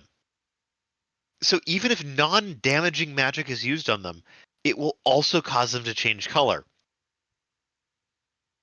What the fuck? And so again, if it turns into dirt, how do you kill dirt or dust? Then there is Skygorp, which fly. They look like normal Gorp but are slightly burnt and are immune to fire damage. I don't know what gorps look like. Think a giant slime thing. Oh, okay. So it's a gelatinous cube. Got it. Then Yeah, it's like a gelatinous cube except yeah, chloranthan. Grayskins, which are descended from the followers Mad Sultanate. Yes. yeah. You can see pictures of them. They kind of pathetic. Oh, the guy wearing the shell. Even Oh no, Urok's that's his Berserkers skin. feel. Yes, even Uroxy Berserkers feel sorrow for these entities, and though they kill them on sight, it is done out of mercy, not righteous wrath. This is what happened when the clown army sent them Yeah, upstream. Razzlekart's Yes. troops have experimented with arming and training Greyskins as expendable mobs in battle with With little little success. success. They're that pathetic. Harpies, of course, along with the Harpy Queen. Again, a lot of this book is just like, here's monsters to kill shit. I will say that this is kind of a testament to how RPGs have evolved over time because the formatting here is kind of fucked. Yes. Yeah. Then they have It's Jacko just Bears. lumps. I love Jacko Bears. Jacko Bears are just gigantic bears with a pumpkin for a head. I'm This not even kidding. this setting's version of owlbears, basically. Yes, they're just weird chaos monsters. They can be intelligent. Karsh kids are Like awful. well, like for instance, there's one jackal bear with tentacles for arms. Okay. Right. If we, They can in fact be intelligent as well. The Karsh kids are another thing to talk about, which are these underground horrors with like 6 legs around a central body, and they'll like dig through everything in tunnel networks. yeah, they're basically Terrifying. giant starfish. Yes, terrifying. They also spit acid and spin webs. Okay, so part spider, part starfish. They're Art radiata, basically. xenomorph. Krajolki are the ultimate development of the Hellwood social system. Once elves, they are now mutant chaos monsters. These are chaos elves, Neat. which kind of cool. They eat meat. They have to eat meat. They are. There's also vampires that can be them. Like just this is basically just like a hey, it's all going to go bad. That's kind of how this whole thing works out. Then they have Lamia. Oh yeah, if you're wondering, Yeah. a lot of these creatures are pretty bullshit. I just kind of am glazing over their stat blocks because they're just You big have to lumps. because they are literally. This will murder you. This will also murder you. This will especially murder you. Also, it's just kind of just a big lump of fucking stats that your eyes just kind of cross Yes. at. I don't like We the get into formatting. ogres. Ogres are Well, just no. I want to bring up the lunar merchant just to tell you how dangerous this trip is. Abdollos Rajan, merchant priest of Atiris. He is in his early 50s and has made the trip across Doraster twice before. He plans for this to be his last trip. Okay. he's cunning and unethical. If he thinks that murdering and robbing a party of adventurers is the best way to make a profit, he does so. Or if he believes that hiring the adventurers is the correct action, he does that instead. In general, the treasure he has is like a lot of stuff. Basically put, he has 2 magical items for all the mercenaries intended to be given to Razakar for safe passage. So basically put, he plans to take them to Razelkark and then one on the way back. He also has a last special ring which he's planning to give to Razelkark to ask for a favor. No one knows what the favor is. That's just a GM thing. Also, on top of His, that, just give you an idea, even he's pretty tough. Like he's a pretty solid oh, attacker, and he has some wait, no. very powerful magics. This is his plan. So you know Razelkark. His favor he's going to ask him. A Glarg. He wants to take a Glarg to the Imperial Zoo. What the hell's a Glarg again? I don't fucking remember. The Glarg is that weird 15 skill-headed thing with like the tentacles and all that. Oh, okay. I'm gonna forget that in less than 2 seconds. I'm gonna be honest. Yep, you got ogres. Ogres are ogres. They're just cannibals, basically. Poison thorn elves, which they talk about, they are not chaotic. They just will fucking murder you. They are also at war with the Hellwood elves. And so basically put, don't go to Doraster. Because remember that there was already one group of like killer ground? Look at rot ground. It's like extremely quick acting quicksand. Oh no, there's something cursed. Slime deer. Oh yeah. Oh, Yeah, that, there they are. Look Look at at them. those pictures. Look The at them. fuck is that thing? A slime They're deer. revolting beasts that date from the conversion of the sleek deer god to chaos during the Chaos Wars. These creatures have deer-like bodies and slick gray fur. At a first glance, they seem to have no heads, only an open neck hole. However, around and underneath this gaping shoulder maw is a dangling sack of hide. When inspected, this tattered remnant of flesh proves to be the skin of the deer's head, now devoid of flesh, bone, or sinew. Just these hollowed-out pelts. Some slime deer have antlers attached there. All of their ears, eyes, and nostrils are embedded in the sack and presumably still usable. They are herbivores, by the way, oozing their acidic slime over patches of vegetation, then slurping up the liquefied remains. Despite their rather horrendous appearance, their flesh is edible. though mealy and possessed of a foul aftertaste. However, when preparing the meat, one must be careful not to burst the slime sac inside the chest, or acid will ooze out and render it inedible. One other thing that I like to point out, because we kind of breezed over the poison wood elves just very quickly, they describe briefly how an elf on elf war would work, which really is very different than human wars. Much Right. slower paced, much It's like smaller a scale, and it's a legitimate ecological war since they're plants. right. It's kind of neat. Just wanted to bring them up, One but thing to slime mention deer are great. with the slime deer, they are immune to the effects of ghost dirt and are quite common there. Not particularly aggressive and usually flee. They're However, they pretty will great. fight chaos things, but they have a magic sense and able to detect chaos in other creatures. What are these things? They're just so weird. Well, then what happens when the deer god turns to chaos? I Then we have guess yeah. the stats for the spiders. Ugh, sorry. Then the storeworms. Storeworms are slimy dragon-like creatures tainted with chaos. Basically, think a rather like a normal worm with tail, head, body, all that sort of stuff. But now it's chaotic and breathes poison and Yeah, it does regenerates. 1d. It does 1d10 plus 46 damage Yeah, with its bite. and a poison with a potency of 17, so most likely you are dying. Then there's the succubi, Succubi, which because are of course like, there are Chaos yep, nymphs, basically. yep, telmori. Werewolves. werewolves. As it's nice to get stats for them and kind of explain how they work. Cave trolls, which is the only kind of troll native to Doraster because they're chaos tainted. They tend to be And mutated even vampires. more than usual. And then vampires. Also Walktopie, which Razzlekark's policy is to destroy all Walktopie, which he does not want in some way control, which is good because they're dangerous. But on the downside is that only the shrewdest and most fearsome Walktopie are likely to be encountered with travelers, including one. All right, are you ready for this? Because this is fucking terrifying. The intelligent Walktopus. Yeah, I see him right there. He has a shield with He his own carries personal insignia. 5 crossbows along with swords. This is a Walktopie that will attack you with crossbows. And I thought the ones that had scorpion tails and stingers instead of tentacles is scarier. No, yeah, that's scarier. That's scarier. It is it's a fucking crossbow wielding octopus. Uh, Also just note that their size is over 20, and Oh their yeah, they're strength is big. in the They're very big. 30s. And do Yes. remember, if you cut it in half, there are now 2 intelligent Walktopie.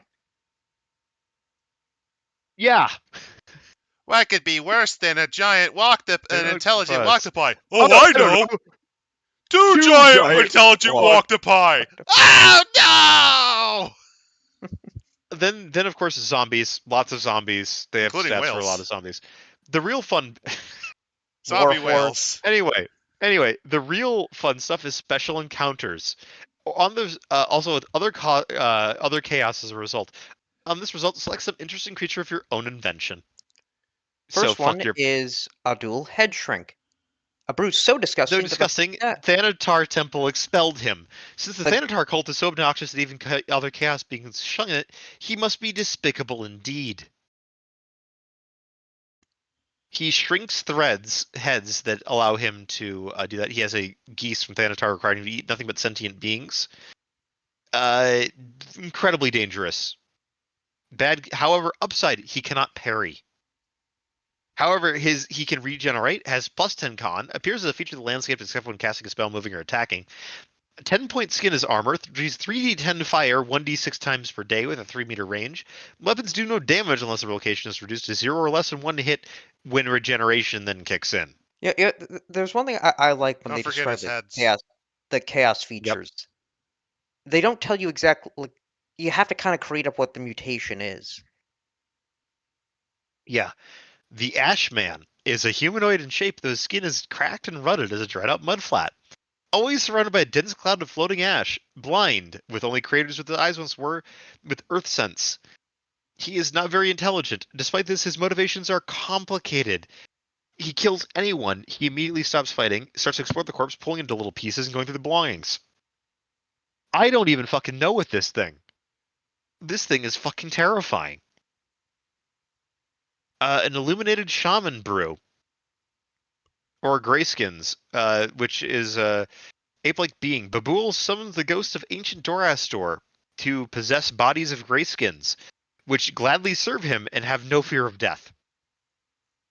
Then there's Cacodemon. Oh yeah, Cacodemon. Yeah, you can just So run Isn't he a into him. god? yes, It's an actual god. it's a It's manifest. awful. It's an avatar of the ogre god. Yeah. It is awful. Like look at that, 408 strength. So cacodemon is what happens when you eat the flesh of your own kind. Literally. And you can just run into him. Though Yep. we will And then there's the chaos demand Gecko. a sacrifice in return for not attacking, which could be every party member's left arm. Right. Yeah, The you're not next thing is surviving this. the chaos gaggle, which they don't include the stats on this one because those are in a different book. Very cool. But the main thing about this is that they are awful creatures. They will fucking destroy you. Is I that like a the whale? land whale. Dangerous. That's a whale. Yes. There's also ghosts. The Howler, which is a Doraster monster which is basically unclassifiable. Also the ghosts of Dokat, fiends of cacodemon. Yeah, there is the Mad Sultan. They talk about him. Hungry Eater. This is an interesting one. Hungry Eater is actually, if I remember correctly, was that Hungry Eater or Hungry Jack? It's That a was giant pumpkin. right. Because I know that it was Hungry Jack that was in contact with what's his name, Ethelred of the Black Horse Troop. Different entity. The Hungry Eater, though, is an immense and immobile entity resembling most commonly a 10-meter long jack-o'-lantern. Yeah. I'm just imagining it ensnared its victims by playing the song from Halloween 3. Yeah. I would not be I mean, surprised. I'll be blunt. This is becoming a theme. The pumpkins. Yes, there But- is the Mad Well, Sultan. there is yeah, so he's still alive. Yes, he is. The Sultan himself is born on a ramshackle cabin perched upon the back of a short-necked brontosaurus, as you do. A massive greyskins parade back and forth, feeding the dinosaur. The Sultan always attacks anyone he thinks is harming his beloved greyskins, and is often accompanied by mobs of these wretched creatures. He does believe that he is the king of Doraster, and evidently believes his kingdom is a thriving, prosperous place. Yeah. He's basically lol random. Well, yeah, he's the Mad Sultan. Then there's No, Mr. no, no. Celeste. There's Mad Sultan. No, there's crazy, and then there's what's called fucking bonkers. Crazy, there's still a logic within the person's mindset, even if their sense of reality is wrong. Fucking bonkers is you spin a wheel and then you do the thing. This guy's fucking bonkers. This guy's crazy for a Malkavian. Even they would say tone it down. He's basically a big fish milk, yeah. Then this is actually the very interesting character, Mistress the Last, a mistress race troll, priestess of Kegelator and Deathlord of Zoraxaran. She is trying to wipe out chaos, and she has a curse though, delivered to her by a piece of Gavaji, which is that she's incapable of eating anything with the slightest trace of chaos. And she also has another geese given to her, which is she is never allowed to go any land which is less chaotic than the one she now resides in. Thus, she cannot leave Dorastor.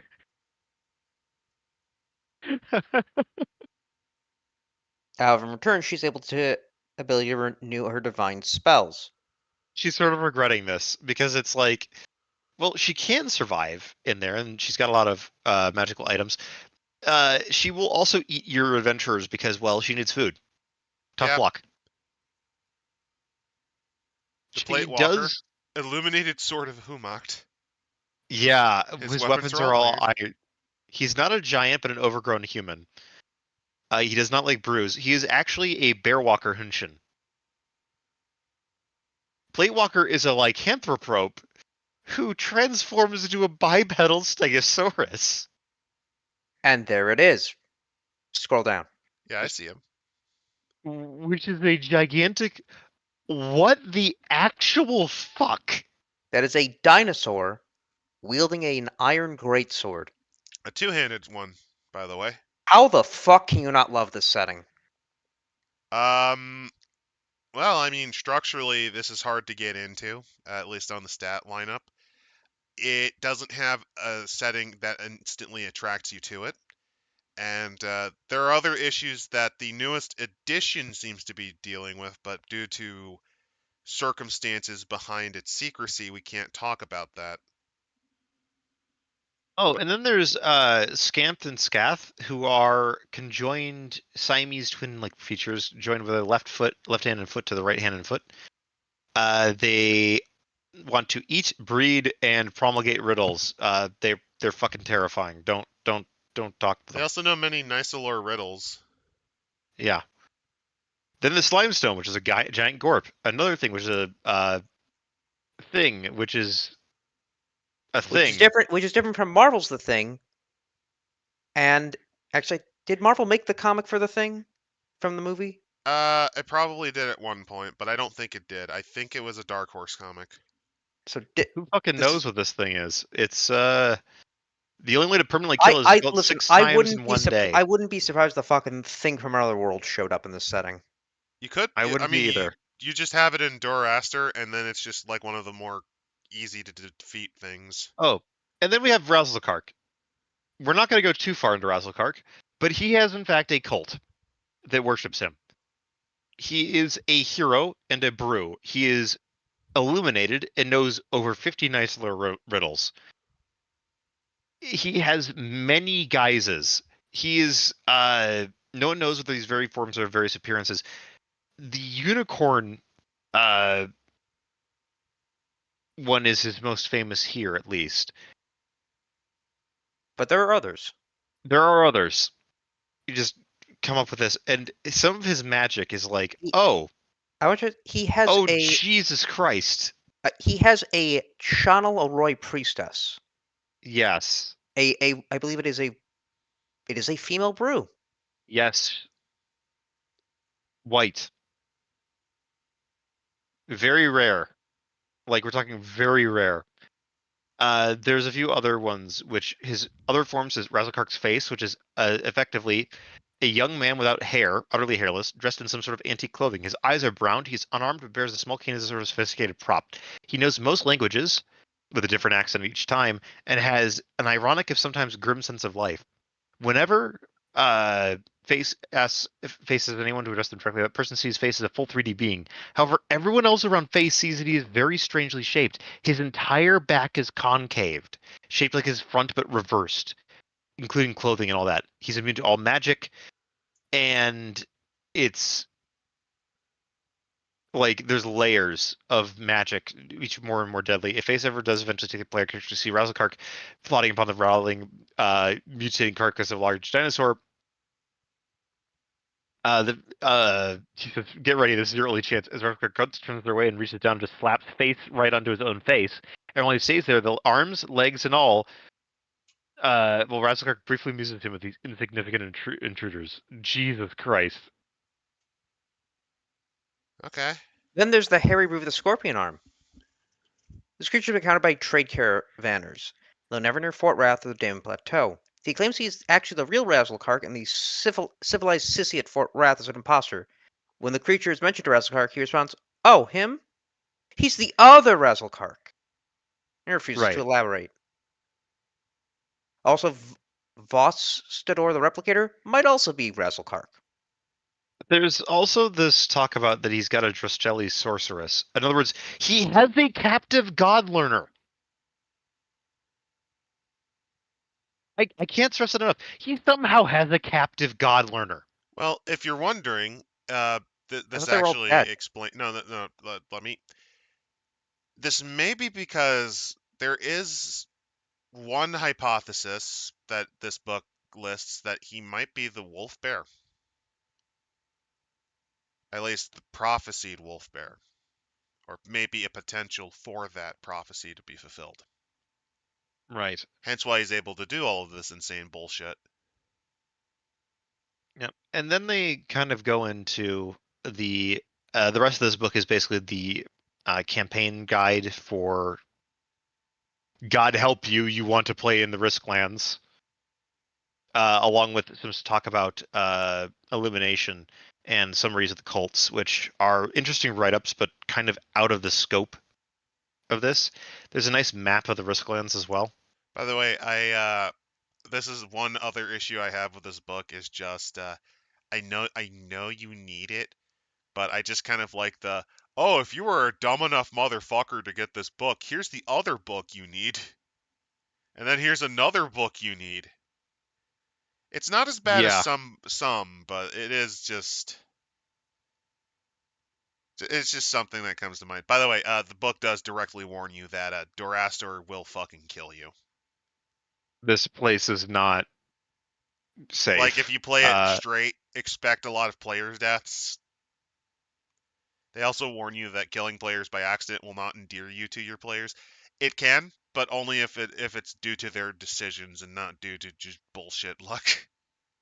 Yeah, they have a lot of talks about like what kind of the area that you're talking about.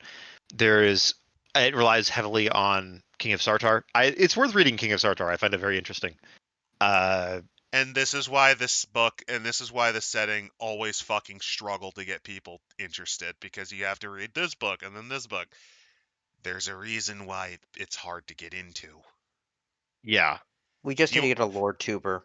No. we need Do you want lore to know tubers how to. I got into this? We need to give Bricky Glorantha. No. What you do is you just make something like King of Dragon Pass. Yeah, King of Dragon Pass is one of the best intros of the setting because it goes rapidly from like, oh, this is kind of not anything special, to, oh geez, no, this is like very unique. By the way, here is the steads along the Upper Frog River Gorge, which include the spider woods, which I like. Yep, you can be bros with the spiders if you want to. Well, not really. You can't really communicate with them. There's ways.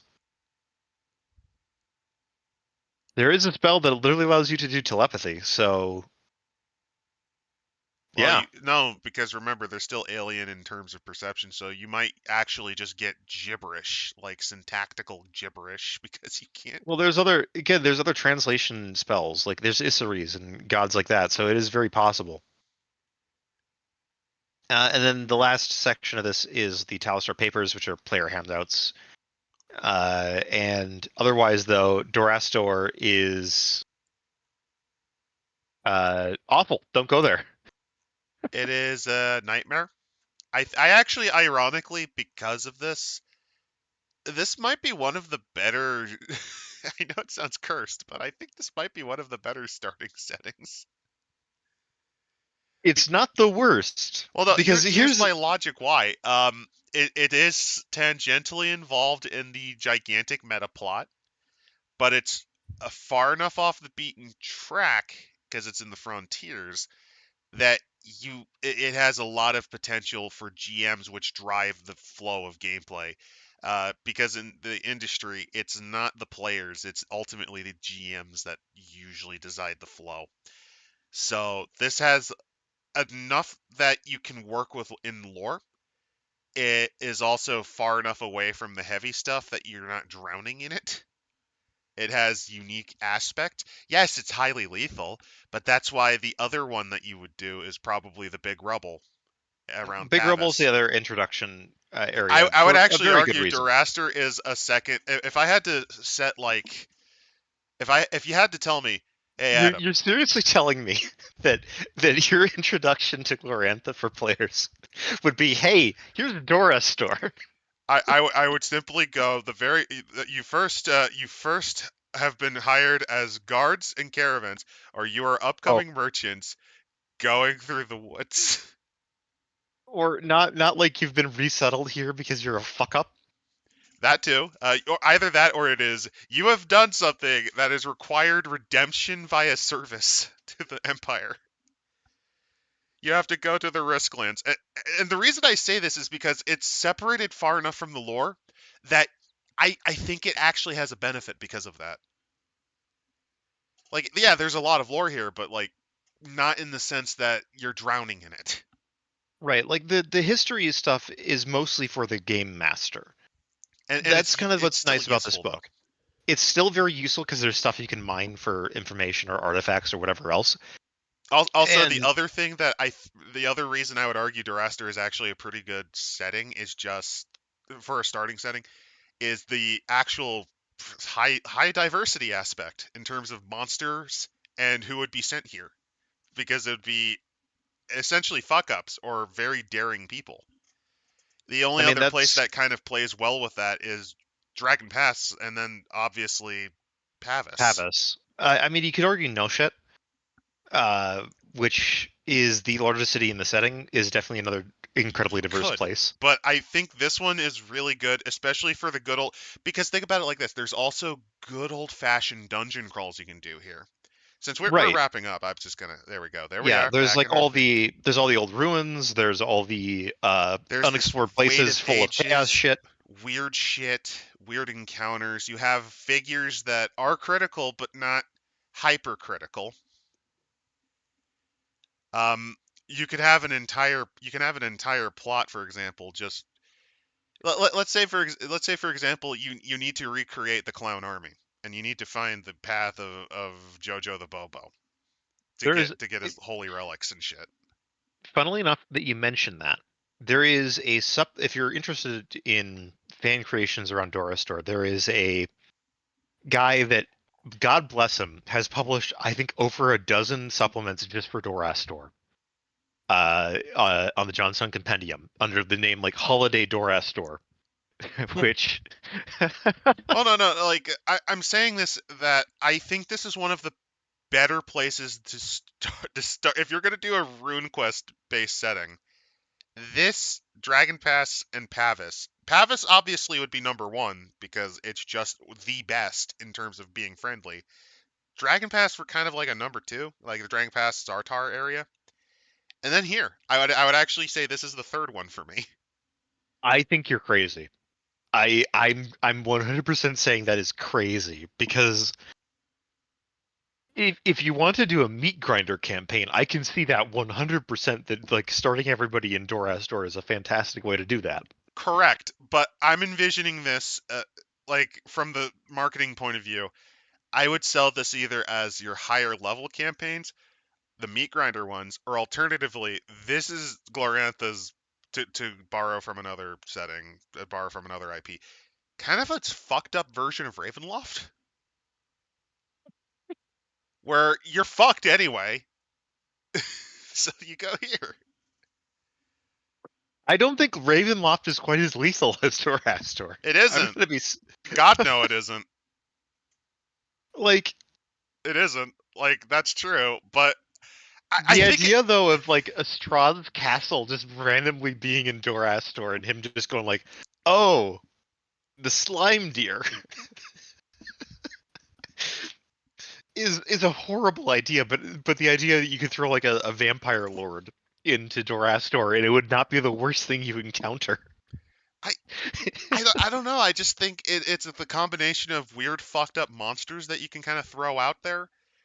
I feel like it would not be the popular one. Pavis is easily the best. I'm like notice I'm saying it would be my third option, and here's why. Right, right. Weird encounters, a diverse set of encounters. It allows for a lot of player options because you're playing essentially renegades or redeemers from both the Lunars and from the nearby Orlanthe that are sent down here as punishment, or this is like your last chance. Or remember, there is a decree from the Red Emperor that if you are a faithful Orlanthe, you can just move here. Like You there is a benefit here. Like if you want to play a prescribed religion, you can come here for freedom, or you're a you are a disgraced lunar commander or officer or soldier. You can do a very wide party. Also, there's just the shitpost ideas that you can kind of work with. Because I one, mean, I have a stupid idea for one. okay. Okay, allow me to introduce to you the concept of auditor duck. Oh no. The auditor duck. It is a duck who is in the employ of the Lunar Empire near Rosolia, who braves Doraster specifically to make sure the merchants are keeping to the compact. Oh my god. and not trying to fuck people. So you have Inspector Duck checking your fucking luggage. That is terrible. I love it. It's that character is dead. So fucking dead. No, because remember, the whole point of dogs are they're very good at hiding. I don't think you can hide from the shit that's in Doraster. Of course you can. You just go to the woods and die. You just walk in, you're dead, and then no longer your problem. It's perfectly fine. This is a great setting. This is a great setting for the first time you ever play a game of Runequest. Glorantha. Like, yeah. Here's how we introduce the setting. The fucking slime deer. Come on, wouldn't you want to play a game if you're going out like from the merchant guild and you run into that thing just No, no, no, slopping no. its head on the ground? Well, you do that, and then you just throw in the giant bipedal dinosaur with a broadsword, just slashing through them. All right. Follow me here on this one. I think that this is an excellent way for if you want to have a very memorable game that's very short. Okay, Because here's my thinking, because again, you're trying to play it literally, which I think that's not the point of this. If you play it literally by mechanics, the book up front says, "Are you dumb? Are you dumb?" Because they then highlight you can modify it. This would be what I would say is this would be the advanced setting. Like, you could have like difficulty levels, like here you start in Pavis. This is where you go when your characters are bored. this is where you go to get characters killed, basically. Like, Oh that's no, the that's the thing about marshes of the dead. Dorastor. That's the zombie marshes. The zombie marshes are still less lethal than Dorastor. Really? I cannot stress that enough. Dorastor is way more lethal. Huh. No, I still think it's a more interesting it's more interesting as a third option. You're not wrong, but I don't think that they're ever going to do that because, like, Dorastor is on the other side of the Lunar Empire. It's a lot harder for characters to get there than you'd think. The nice thing about Pravis is that there's a big rubble, which is a naturally occurring dungeon crawl right there for you to go after with dwarves and elves and all Correct. that. That's why I said that it stuff. was my first option. Sartar in the main Dragon Pass area is great because it allows you to go right into like the meat of the settings, like role playing and mythology and stuff like that. That's building up the hero wars, and you go right into that. That's what's Correct, really but I'm great not a about fan Dragon of the meta Pass. plot, so that's why I'd rather get killed by the dirt in Doraster.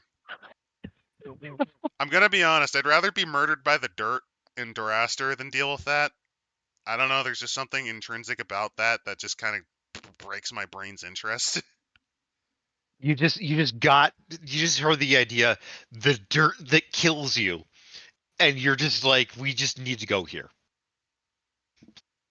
No, you don't understand. We need to get the dirt. We need to use the dirt in our war against the Lunar Empire. We need to ally with the spiders. The idea, though, of creating a spider army to fight the Lunar Empire sounds hilarious. I will give you that. Actually, hold on. Did they mention anything about the spiders and the Poisonwood Elves? I think they briefly did, but they didn't focus too much on it. Because I don't think that they're actually in conflict. I don't think they are. It's one of the few weird things. I have a hypothesis because of that. All right. What if the spiders are actually just heavily mutated Eldrami? That would explain why they're connected to plants. Holy shit. You like that idea? That's horrible, but It makes I sense mean, though if you think about it. it's Glorantha. Like, that's the fun bit about it. Your Glorantha's going to be different. Is one of those things that's always said about it because, like, it's such a wild ass setting, And there's so many ways to scale it, from like Bronze Age realism with a touch of magic to like, no, this is basically a high fantasy setting. Uh, I don't know what to say. So they don't actually mention anything about the poison wood, They don't. That's interesting. and their understanding of humans are based mostly on the Telmori. Which, fair enough. That's not exactly a great basis for understanding humans, Well, because they're well, more like, also they destroy trees. They mostly remember the Gabaji Wars too. yeah, So they're very kind of low-key terrified of humans and just don't want them to be near them. yeah. That's why I like them. No, you don't understand. I have to insist that if you needed a third option, I mean, there's probably another place, that city you mentioned, but I'm thinking no, this is the punishment option. Your players are This is being the shit, so you take them to Doraster. Your players are being assholes, and they're like, "We want to fight chaos. We want to do more fighting. We want more combat. You want more combat? Here you go. Here's Doraster, the land where the ground will fucking kill you." Well, there's also, again, like I said, I feel like the options and ideas are dumb enough, and it's on the other side of the setting, which I think can allow you to open up to new ideas. Oh yeah, no, like again, I like this book. I really do. I think it's got a bunch of ideas to mine, and some of the descriptions, like the zombie zoo, basically, is really clever. It's just that I cannot, for the life of me, imagine playing this. I can. Although, again, it's because you know what I really got out of the book besides some of the crazy shit? The What? part where it says, modify the book so that you don't kill them all the goddamn time. You don't play it completely straight. That's the point. That's the fucking point. You balance it. I mean, the balance is sort of that they should just run away. Like that's how these encounters are supposed to be balanced. Hmm. Yes and no. It depends on what you're fighting. Well, no, I could see an example like this. You go up against a creature that you're going to be completely trounced by. Then the brew show up out of nowhere and beat the thing back. They don't kill it, they just beat it back. Then you're forced to go up to Razzlecar, who says, Well, not to him directly, to one of his or just servants. not saying, okay, I need you to do something outside of this forest. You're going to have to come back in here, but you got to do a job for us outside of the forest. I mean, it's I guess an excuse to play brew. There I is mean, also, here is my other reason for this. Because of the ancient ghost ruins. Not of Dokat, but of the ruins before. right, the Felder or whatever. Yeah. Which remind me of the alien ruins from Elder Scrolls. Right. The So yeah, here is my idea for what you could do. You are unfortunate bastards from the Lunar Empire, either disgraced soldiers, rogue Orlanthe, or other proscribed cults, or slaves that have been essentially, rather than being put to death or being fed to the bat, your punishment from the war that you've committed, from the rebellion, is to go up here, where you are now serving as imperial corvée labor on expeditions into these ruins, or alternatively, as emissaries to Razzlekark, where those you both are the sound horrible. humans in Brew's court. I'm not sure which one is worse. Genuinely. I think you could make a really interesting third option for a starting setting. And by starting setting, I mean this is the setting you want to go to if you really want to struggle. This is the place where you take characters you hate. Like there's no other way around it. I don't know. Like, I just. You get my thinking on this, though? Like, where I think it I really get does your work. feeling. And I get why you like this. Why I like this and why you like this, I think, are on like parallel tracks. Where I like this is a great example of like the weirdness and the strangeness and the absolutely batshit insanity that you can find in Glorantha just around the corner. I mean, that's an appeal too. That, like I mentioned, the diversity of encounters. Also, Right. the encouragement of creating your own things. Think about it like this: you're going out as part of a chaos hunting party to clear the roads, like the worst aspects of the chaos hunting party. Basically Yeah. this, and then you run into like a 7 foot tall walking pair of chattering, like they look like gag teeth, the gag walking teeth. That could be a real encounter in Doraster.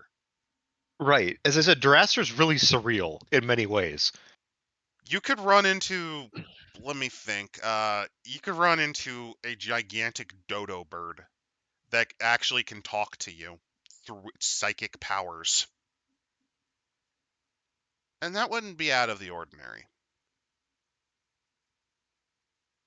You could run into the evil Lorax who speaks for the trees. The trees want you dead. Yeah, because he talks to the elves too.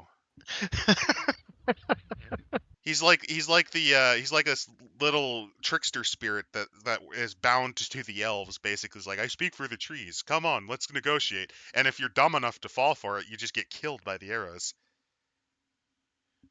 And then you just see them smile smugly because you're fertilizing the plants. You can do weird shit like that. Like it is to me, this appeals to me as a GM because of the creativity. Yeah. Now, Again, as for what I'd rate this book, I that's where it kind of gets into the hard part of like actually rating this book, because there's a lot in this book to like. mid to There's low a lot. decent, and here's why. It's a Okay. combination of age, the age, basically the It formatting, has aged poorly. Yes. essentially the formatting, due to not understanding book design, RPG book design, that is a weakness. It also has problems with Mingus, son of Dingus, defeats Bingus of Kringus, which you're not going to know what any of this shit means. Right. The history part is, while it's my favorite as someone who likes the Glorantha lore. It's not And too hard to get through. To give you an idea, we a few years ago covered Iron Kingdoms, like the Warmer Hordes RPG book. That is 80 pages of trying to get you caught up on their fucking meta plot and background lore. yeah. And I remember screaming at the book because I am of the opinion you get to the mechanics in a core book by about page 50. If you're not there, you fucked up somewhere. You fucked up. Because, again, the whole point is you're trying to appeal to GMs, and GMs usually just look at the rules first. They might get drawn by the lore, but you need to show the system as well, since otherwise, would they really want to run it rather than just format 5th edition to cover for it? Yeah. Like that's sort of where we get into my rating for this, because I think this is good. I think this is good material. It's There's solid problems with it. It's material. It's Avalon Hill, creative. but there's a lot of that I like. Like there's a full color map at the back of it, like at the bottom of it. You scroll to the end of the PDF. That was True, true. sent Let me out. let me show you that. I didn't show chat that, and it's a really beautiful map. It is. Let's show you that.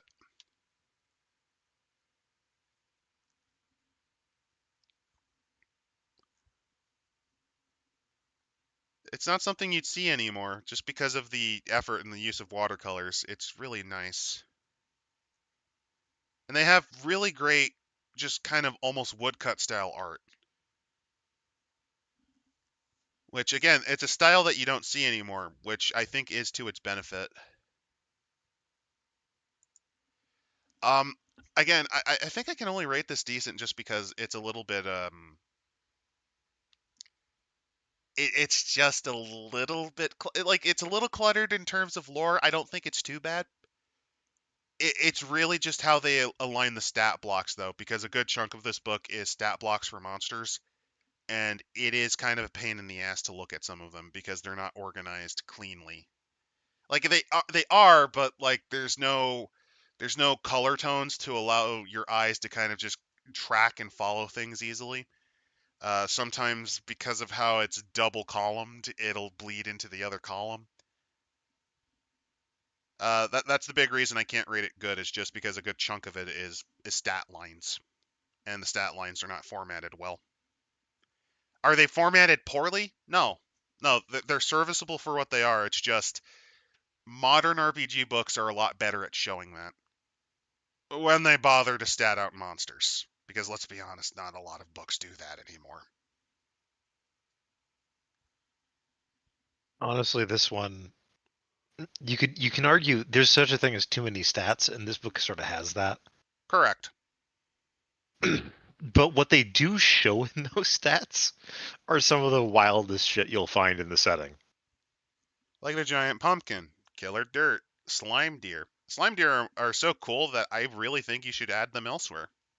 They can be almost anywhere. Like that's the thing about them. They're bizarre. The But they're giant bizarre in spiders. like a heart. Yeah, the giant spiders are great. I love the giant spiders.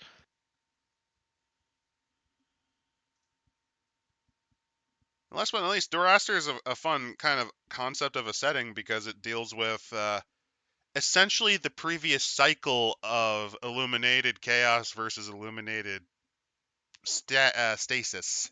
Right. There's a lot of overarching meta plot you can find in Dorastor of like, what was the last time we had a hero war? What kind of happened there? And then you start to see like, this is what happened. This absolute fucking devastation, and the world is walking right towards it. There's that undertext to this as well. Which is again why I'd use it as the third kind of plot thing that you can start in. Yeah, you'll die like frogs in a blender, but if you think about it, it really gives you a prelude on what's going to probably fucking happen during this current hero war. Right. And then the next bit is Impsit. Yeah. You kind of been zoned out, buddy. What's your thoughts on this book? Oh, yes, I would say it's decent. I've just been looking through it as well, like with just the adventure. It just take me back to a time I was never part of with RPGs, where it's getting you in the setting, and then here's a bunch of shit that you can throw at the players, Yeah, it's classic. and I like that. It's very 80s style of game design. Both for better and worse. Better in that you get solid mechanics that allow you as the GM to just kind of use it The- as is. I mean, the It Avalon gives you Hill a lot edition of has ideas. problems, but yeah, But you know, it allows you to use as is. It gives you a lot of ideas. It also, because the hobby is more juvenile, it's more helpful to starting GMs in some ways.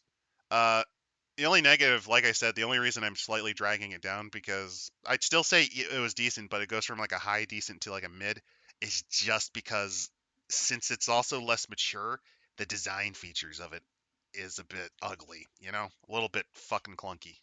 Well, I think it also just has to do with the fact that they're kind of printing this from. I don't even think the printing is from computers. I think it's just from it just being typed up, Oh yeah, and it's typed and up. so you It's don't have typed any, up and you don't formatted. have what would be today. You'd have grid lines and a very understandable chart. Well, that's yeah, this expensive. is This is before Avalon Hill. They don't do expensive. this is before Microsoft Office became a serious thing. It existed because this is made during Windows 3.0, They but definitely used a word processor. it might be, oh god, because there was ones on the Amiga that was like some of the first. It was like 1, 2, 3, and whatever. Like Yeah, we're talking really early software design. But yeah, that's Doraster. I may be the insane guy by thinking it's a great third starting point for parties I think because that's insane. Mostly because like this is the where you go like you've done Pavis, you've done Sartor, you've done all that. Let's just do something for like no, high no, level player. that's why it's the third setting after you've done Pavis and Sardar. You see what I mean? It works. Low Yeah, level, mid, yeah. high. I I mean, some of this is also that they have advice for integrating those advanced monsters into in like a high level campaign. And it's just like, I mean, I wouldn't use this book directly. I would just use the aspects to make a setting book. And I wouldn't have you start in Doraster's heart. Do you think I'm dumb? No, I meant the Risklands. I meant specifically the Risklands, which were designed to be, safer. Yeah, you're gonna go directly into the heart of Doraster. That's where you're starting. Have fun. No, fuck no. But with our journey to Doraster over, where'll we go next week? Um, I'm already going to cut off. We're not doing the vampire romance book because it's literally just talking about kinky vampire sex. We're not doing that. It's We go boring. back to Chronicles then? Ah, fuck. Terrible book. Terrible book. What terrible books do I have? What horrible abominations do I wish to unleash on this fucking planet? Let us take a look. I'm digging out my dumpster.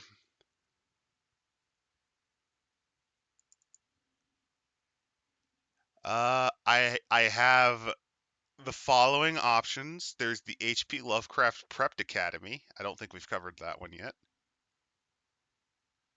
There is Visigoths versus Molgoths. Bella Maga. If Why if don't we we if we leave it up fucking to a hate poll? ourselves, yeah, if we fucking hate ourselves, we could always do I Hunt. I have that horrible piece of shit. Why don't we leave it up to a poll? Those four atrocities are, I think at least Visigoth is at least fun. We also have Van Richten's Guide to Ravenloft for 5th edition, which does a lot of damage to the setting lore. Again, I think leave this up for a vote. All right, random vote will be you can go to our Discord and there will be a poll there, or alternatively, you will see a community poll and I will post that on the channel and you can choose from a selection of horrible fucking books or really weird ones like the Jihad to Destroy Barney. Yeah, that's a real RPG. Well, with that, good night, everyone. Have a good night, everyone, and don't let the dirt kill you. Too late. It's already in between your toes. You're fucked.